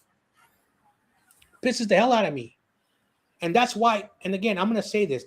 My Giants have 50% of our lineup is international players. I don't know about the Dodgers. I know Crazy Juice. I don't know. I know they have Otani. They got that pitcher also from Japan. But yeah. But look at the Dodgers as well. I think the Dodgers have a lot of American players, but when it comes to the Giants, they do have a lot of American. I a think lot White of Sox players. Also have some basically, we have 10 players in our roster that were from the Caribbean Republic or from Asia. So baseball is also having that problem. Less Americans are having access. And now I don't care how people feel about Barry Bonds. If people think he cheated, not cheated. Barry Bonds was on a podcast. He said, when I was a rookie, I can name 20 plus black baseball players. Today, he said, I can only name one, Mookie Betts. And he's trying to think. But at the same time, they asked him, what about American players? He said, well, I can't even name who are the best American players right now because all I know is Otani and all those great international players. So even Barry Bonds, who is a controversial figure in baseball, when he can't even name American players, that says a lot about the game of baseball. I mean, and it almost sounds bad when it comes to and I don't want to degrade the international talents because they're phenomenal. The same thing would be trying to degrade the international players for actually outclassing the American talent, like it does for the NBA. And that's more of a xenophobic point of view, how it comes to try to evolve it internationally, because how we've grown up with, of course, the nation always having stereotypically, it comes over to a stereotype involving American talent, just decimating the level of basketball until we have the Gasol brothers, Giannis Antetokounmpo, Nikola Jokic, Shai Gilgeous-Alexander. Even though Canada's part of the United Nations, it's still its own nation. And of course, a bunch of other talents, etc., like Danny Advia, Vector Wembanyama. He's French, and we see that, and it somehow devalues a product that's already that just broadens the horizon, but it shows to the very little problem that a lot of American talents are getting outshined now. We're not going to be calling LeBron James top 10 player every fucking year, because he's not anymore. Deal with it. You're old. LeBron stopped being top 10 when my cousins turned 10. Yeah, basically. People said that they said that who was the best American talent in the NBA? Who? It was a massive reach. Somebody said Anthony Edwards. And he's not even in top 5 MVP voting this year. I know, and it's kind of hilarious. In 2 years, we're going to have the Olympics again, and LeBron, Durant, Curry are going to be retired. Who are going to be injured? Yeah. Who are going to be? I don't know if I don't want to be mean to Spongy, but I don't know if he should even be in the Olympics because he was carried in the last. Halliburton, Tatum. It's hard. Bam Adebayo, James Harden would be 38 or something in the next Olympics. So I doubt he'd even compete. He hasn't been in the Olympics since 2020. Damian Lillard would be in his 40s. So yeah, the golden age of the men's U.S. national team, and I say the greatest U.S. national team. And I'm going to say this respectfully. People are going to say I'm hating, because it's not my era. If you're telling me in the Big 26 we don't pick the Redeem Team over the Dream Team, when we have most of our starters are in the top 10 all-time scoring lists. All due respect, John. All due respect. And I have nothing against the Dream Team. So I'm not trying to push an agenda. But it just doesn't sound right saying that you would pick you wouldn't pick Kobe Bryant to be your second option with LeBron James over Scottie Pippen. Mm-hmm. And we So know how great Scottie Pippen is, but you're telling me Mhm. you wouldn't pick Kobe Bryant? yeah. So in 1992, for those who are like not the grandpa, a lot of people forget this. In the 1988 Olympics, they only allowed college players. So the United States send their best college athletes. That's what they used to do Remember, Kareem because the Abdul-Jabbar was Olympics, in the national the, team. the Olympics are basically athletes under the age of 24. And so when the Olympics said, let's put the professional players of the countries, the U.S. won without even selecting the players. And there are a lot of games that were like 50-point blowouts, but the other teams didn't care because those players were there to like get autographs when the U.S. played them, and then in the knockouts, etc. Even the team they beat in the finals, those players were just there to get their autographs. And of course, Michael Jordan was popular, but then you put all stars around Michael Jordan, how the hell do you think that was going to happen? And so a lot of people talk about what the dream team did for international basketball. Mm-hmm. Basketball nation started to say, let's invest in leagues. That's why Spain and in South America, Argentina actually Argentina, plays. Yeah, France. yeah. Of course, China and Russia, and the United States, have always had a very serious, like there's a reason why the Olympics before a certain point in history, Russia and China and the US were trying to win medals because the Olympics were, and there were occasions where countries boycotted the Olympics because It's just playing absolutely baller. just like FIFA, where we're seeing FIFA that there's outside forces, which again I'm trying to be really careful because I don't want to talk about, but They won't come for you, when John when the Jay. president of FIFA says, Iran, you qualified, you're gonna play in the United States, and there's nothing you can do about it. Okay? The Olympics, you actually can boycott. In the 84 Olympics, there were nations that boycotted. In 88, there were nations that boycotted. In 1992, there were nations that boycotted. Even in the 70s, there were nations that boycotted the Olympics. Bang! So the Olympics, I've never been a fan of, but I would always watch the men's basketball team. And then I remember I was like in grade school, and I remember, this Floyd Mayweather guy got robbed, and that was the only loss, like the only legitimate loss in his boxing career.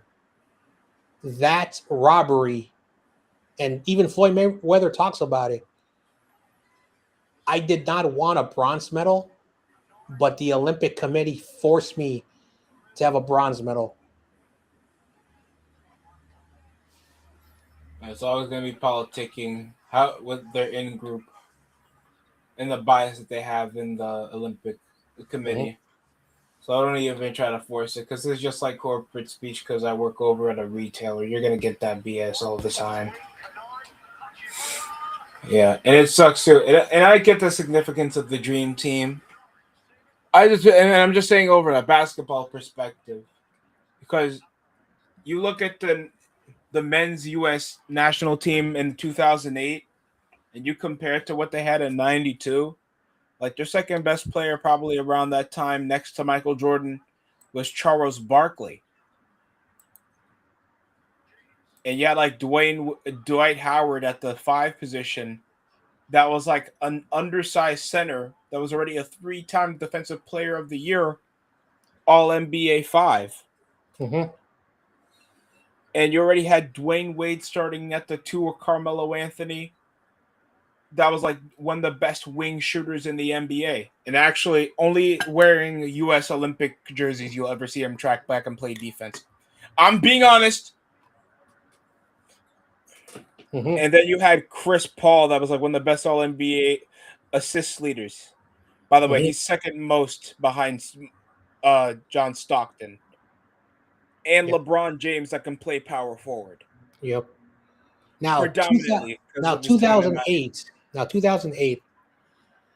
In 2004, you had Allen Iverson, Tim Duncan, young Vince Carmelo Carter. Anthony, and I don't even think LeBron was on that team. Like, but you had good players on that team.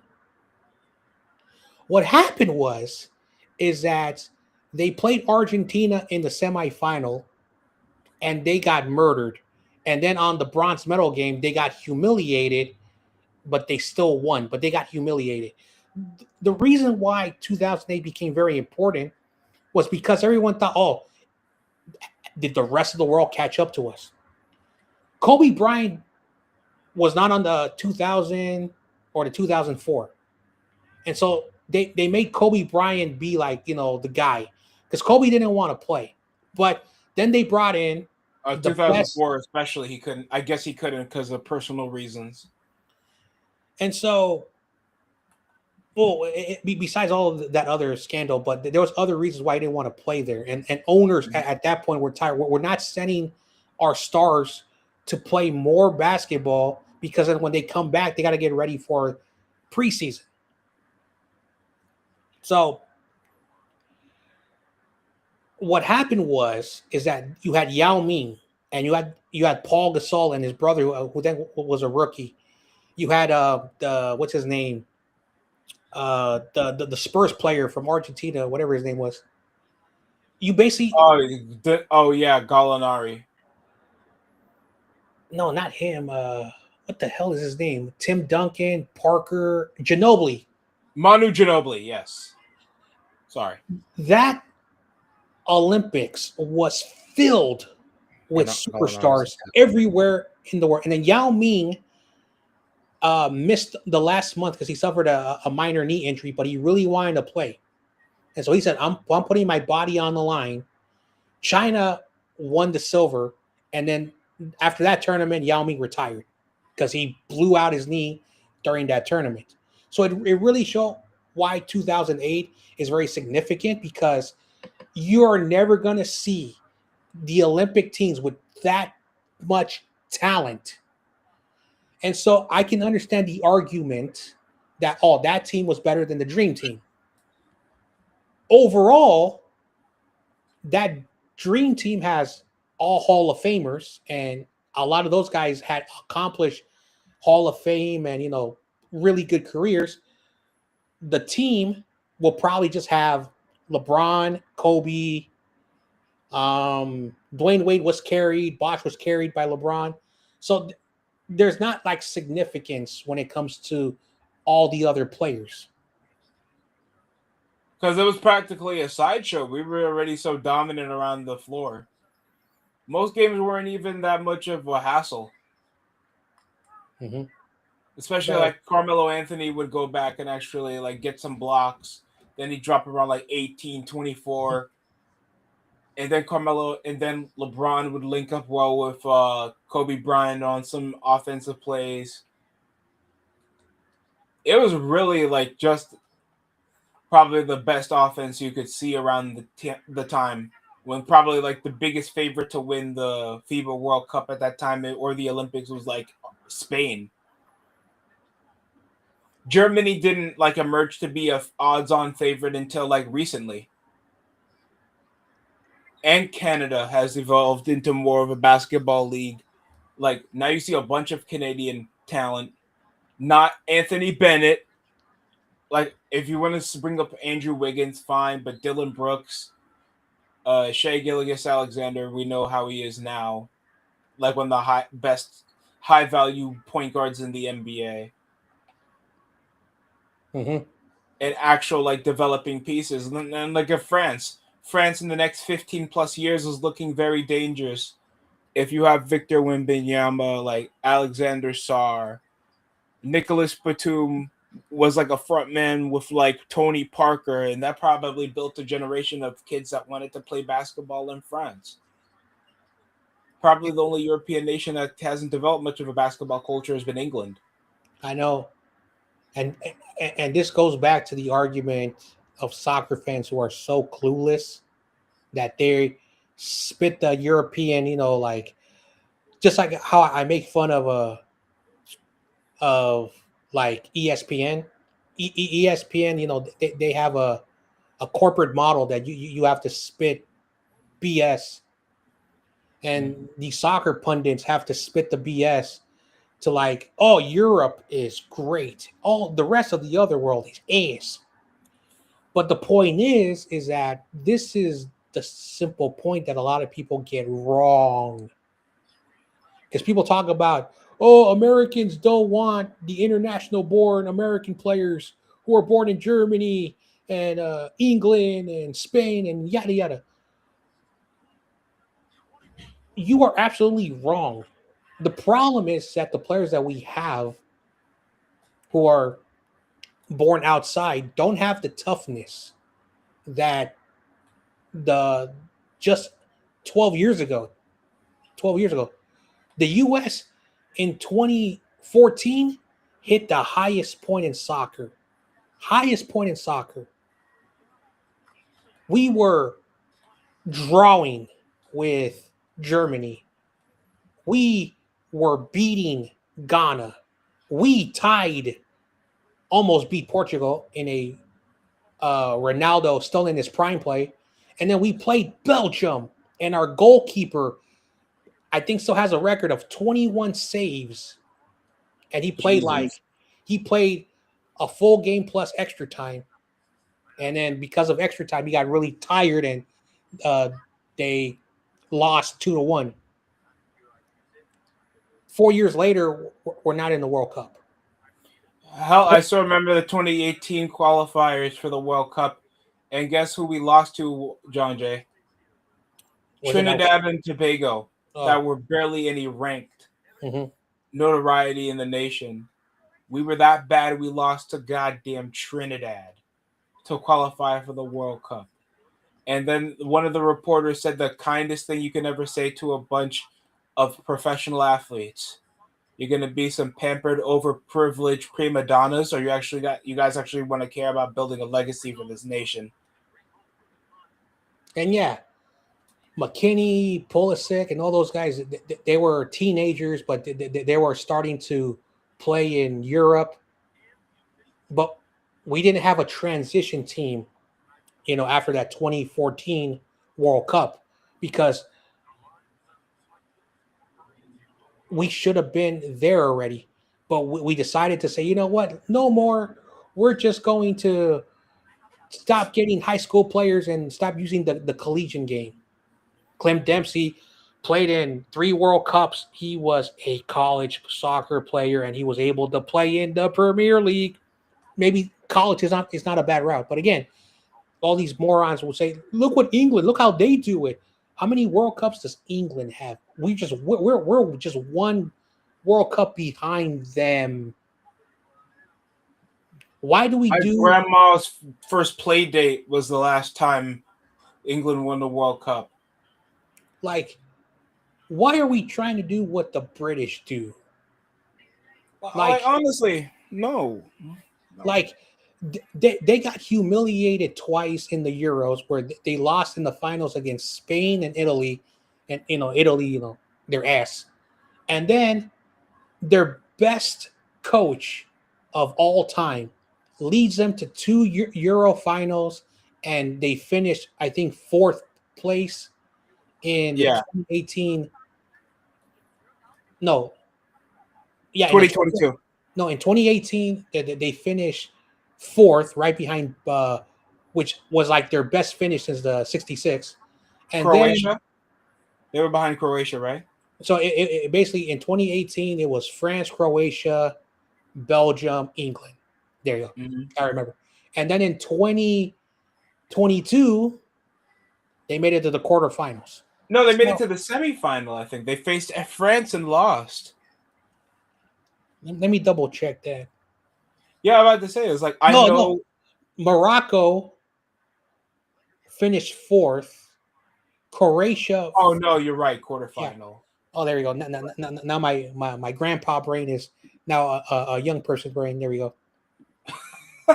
So anyway, to finish my simple rant, Mhm. like at the end of the day, Pochettino, I think a lot of people see the writing on the wall. After this World Cup, he might go back to the Premier League or he might go back to Spain. Oh, don't go back to Spurs. Don't go back to Spurs, Pochettino, for your own mental health. And so there has been a rumor that the U.S. they don't need an American coach, and so there has been rumblings that they can bring in the British coach who did a really good job in England. Oh, but he speaks really good like British England. It's the same as American. No, it's not. Let me guess. Was it the guy from the last World Cup? Yep. Oh, But he was accomplished. What he did in yeah, he England was heavily accomplished. They just don't like the way he plays soccer because it's heavily structured and defensive. Like he plays sometimes a back five, and that can be a turn off. But he gets results. yeah. And Like so remember the 2020 Euros when they nearly beat Denmark and upsetted France. Like, and then they nearly beat Italy. I forgot his name though. all right. So the schedule is out. Oh, for the Niners. No, for the men's national. So in May 31st, at the end of the month, they're playing Senegal in a friendly, and then they're going to be playing against Germany on June 6th, and then our first game. So basically, these are our next 5 games: Senegal, Germany for friendlies. We got Paraguay, Group Australia, stage. and Turkey. Those are the next 5 games. So Pochettino may be with us for at least 5 games because for sure, you know. Yeah. I think Pochettino was like a guy like they thought they can build a bit of a culture because he's always been that guy to build around like young teams and make them into competitive teams like he did with Spurs. Well, when we fired Berhalter actually has the winningest record by percentage. And he won us But a Gold Cup, didn't he? I think that's about it. Yeah. But anyway, here's the point. After the 2022 World Cup, they should have let him go because I don't think is a leader among men, because the players that were there never saw Berhalter as a coach. They saw him as a father figure and their therapist. And I think as a coach, you're not supposed to be their friends or their therapist. You're supposed to be the coach. He's like a dad to me. Oh, ew. And so that's why I think they brought him back, because a lot of people were saying that the players had input on their coach. The players did not have input on Pochettino. But the stupid idiots were like, we need a coach who was a former player, played in a World Cup, coached in Europe, and was very successful. And Pochettino fit the build versus everybody else. And when Pochettino came, they were super, super happy. They're not happy no more. But you wanted this. This is what you wanted. You Were wanted clamoring about it. reputable European success. You got a coach that his most significant thing was finishing second in the Champions League final. That was what you wanted, right? Mm-hmm. Not a winningest coach. You guys didn't want to instill a culture. You wanted some guy that can get you to get the brass ring. Mm-hmm. So you guys, instead of wanting to build up for the World Cup, you guys want to build up for barely a future with a guy that's there for what looks to be a win now situation. That's all it shows me. Mm-hmm. England tried to do it, but the only thing is, England actually has world-class talent. USA doesn't have the qualities to get a reputable coach like Thomas Tuchel that actually won something. All due respect to Pochettino. Fuck Espanol. And yet, all you're telling me is, oh, I thought Pochettino would be the move. What did you expect? All due respect.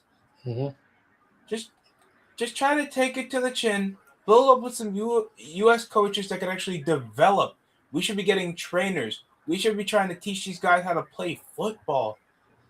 I'm sick and tired of this. This is why Italy sucks too. You guys don't teach guys how to individually evolve their game, and then you evolve how they play.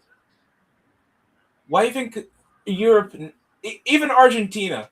You know how many crazy talents come from Argentina? A lot. Oh my God. One 18-year-old from Argentina already can one-shot a whole MLS squad. You know. And let me say this politely. The Argentinian league's worsely structured than the MLS ever would be. Remember, I watched the Argentinian league because, again, my dad only watches 2 soccer leagues. He watches the Italian league, which he's very disappointed. Fair enough.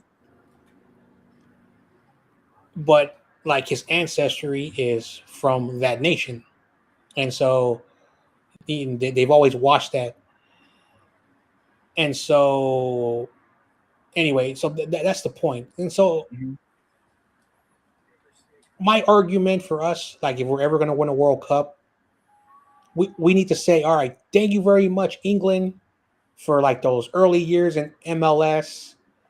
Like you guys, taught, the players, during the games. And, you guys can go back to England so you guys can do things in England, or you guys can help another nation that is ass and, fix that up. But we need to reform our licensing system. We need to just make one simple license for anyone to coach and have them climb the system. Oh, like say there's a college coach and he's winning like 5 national championships. Maybe the MLS just sign him and then see how he can adapt and do that. Let's encourage more of our former players who are in the MLS to become coaches. Maybe some of our national team, like backups or like second tier players, to give them an opportunity to because then you're able to grow a talent pool, and maybe have the academy players work with high schools so we can have the best of everything. And maybe like your top tier academy players who are like super good at 14, 15, have them play against the college players who are 18 to 22. Hell, Japan does that. And you know how many great players they now have for their national team? A lot. People know who Takefuse Kubo is in Koru Mitoma. Hell, you can go back the vault if you guys remember who Honda is back in the 2010 World Cup. Mm-hmm. So that's not an excuse.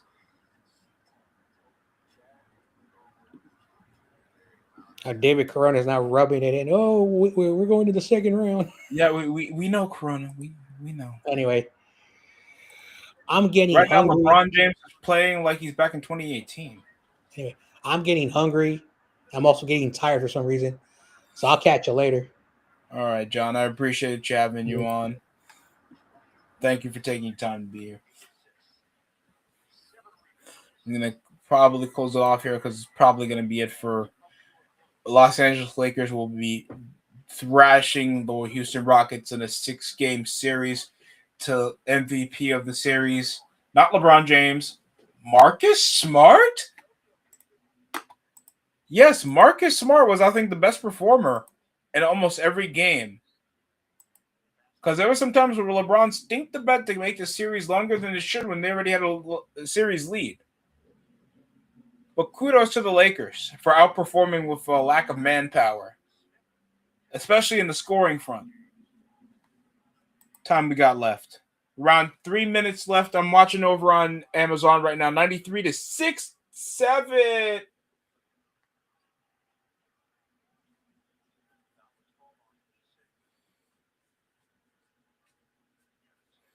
Bronny James, they're waving the white flag. Garbage time minutes, and Rockets fans could not be angrier. Picking up Kevin Durant off a massive multi-man trade behind the backs of the Phoenix Suns. Just to finish and get eliminated.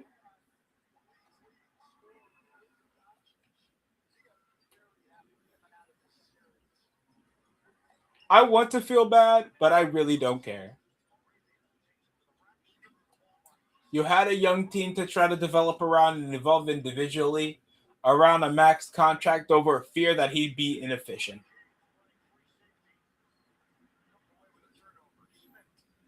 And yet, I remember how much you paid Harden just to finish second best almost every time whenever you play against the Warriors.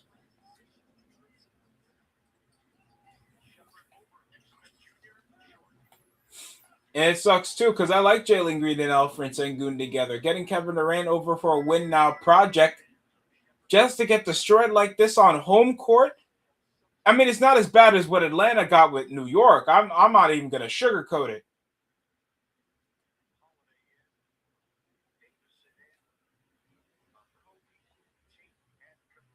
But yikes.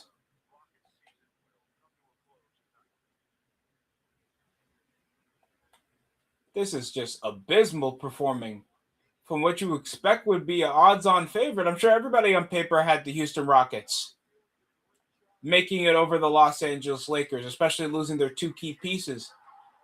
And yes, structurally, you forgot that Marcus Smart and DeAndre Ayton have more postseason experience and finals appearances than most of the Rockets players.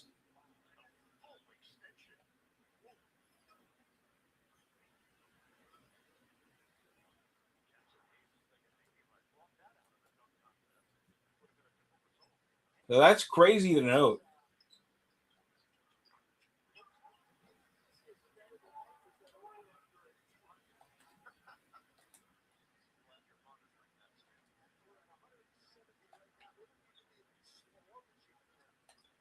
Right now, 72-98 right now in my time.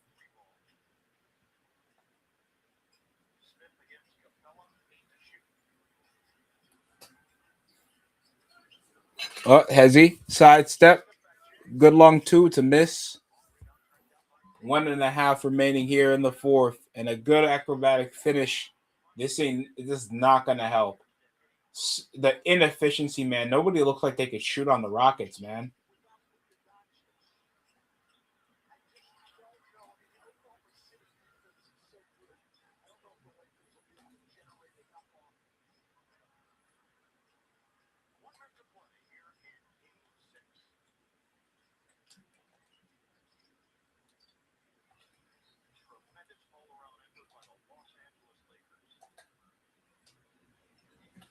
Off the inbound. This time where you get more Luke Laravia, folks. Get a bit more bang for your buck. And I mean actual bang. I'm joking. He just made a layup. Yay. 50 seconds left, and Lakers fans will be celebrating, knowing Bronny James is responsible for a playoff win. The narrative will begin that Bronny James is the man. Oh, kick out. Laravia swings for three. No good. 27 seconds for three. Oh, God damn it. Put back 78-98. 20-point game off garbage time minutes. 20 seconds running off the clock with no shot clock. Ball game. Congratulations to the Los Angeles Lakers. They progressed to the second round of the NBA playoffs. We'll be ready for tomorrow. We get a Game 7 for the 76ers Boston Celtics series on Saturday. And then on Sunday, we have a back-to-back Game 7s. That could have happened for the Houston Rockets, but it didn't. For the Toronto Raptors, after a game-clutching three-pointer from RJ Barrett of all people, and then a Piston can Magic rewrite the wrong after going absolutely nuclear with a lack of offensive production. That's it for me over in the DST show. Like, comment, subscribe for more over on the stream. Thank you guys for coming in. I'm going to close off here.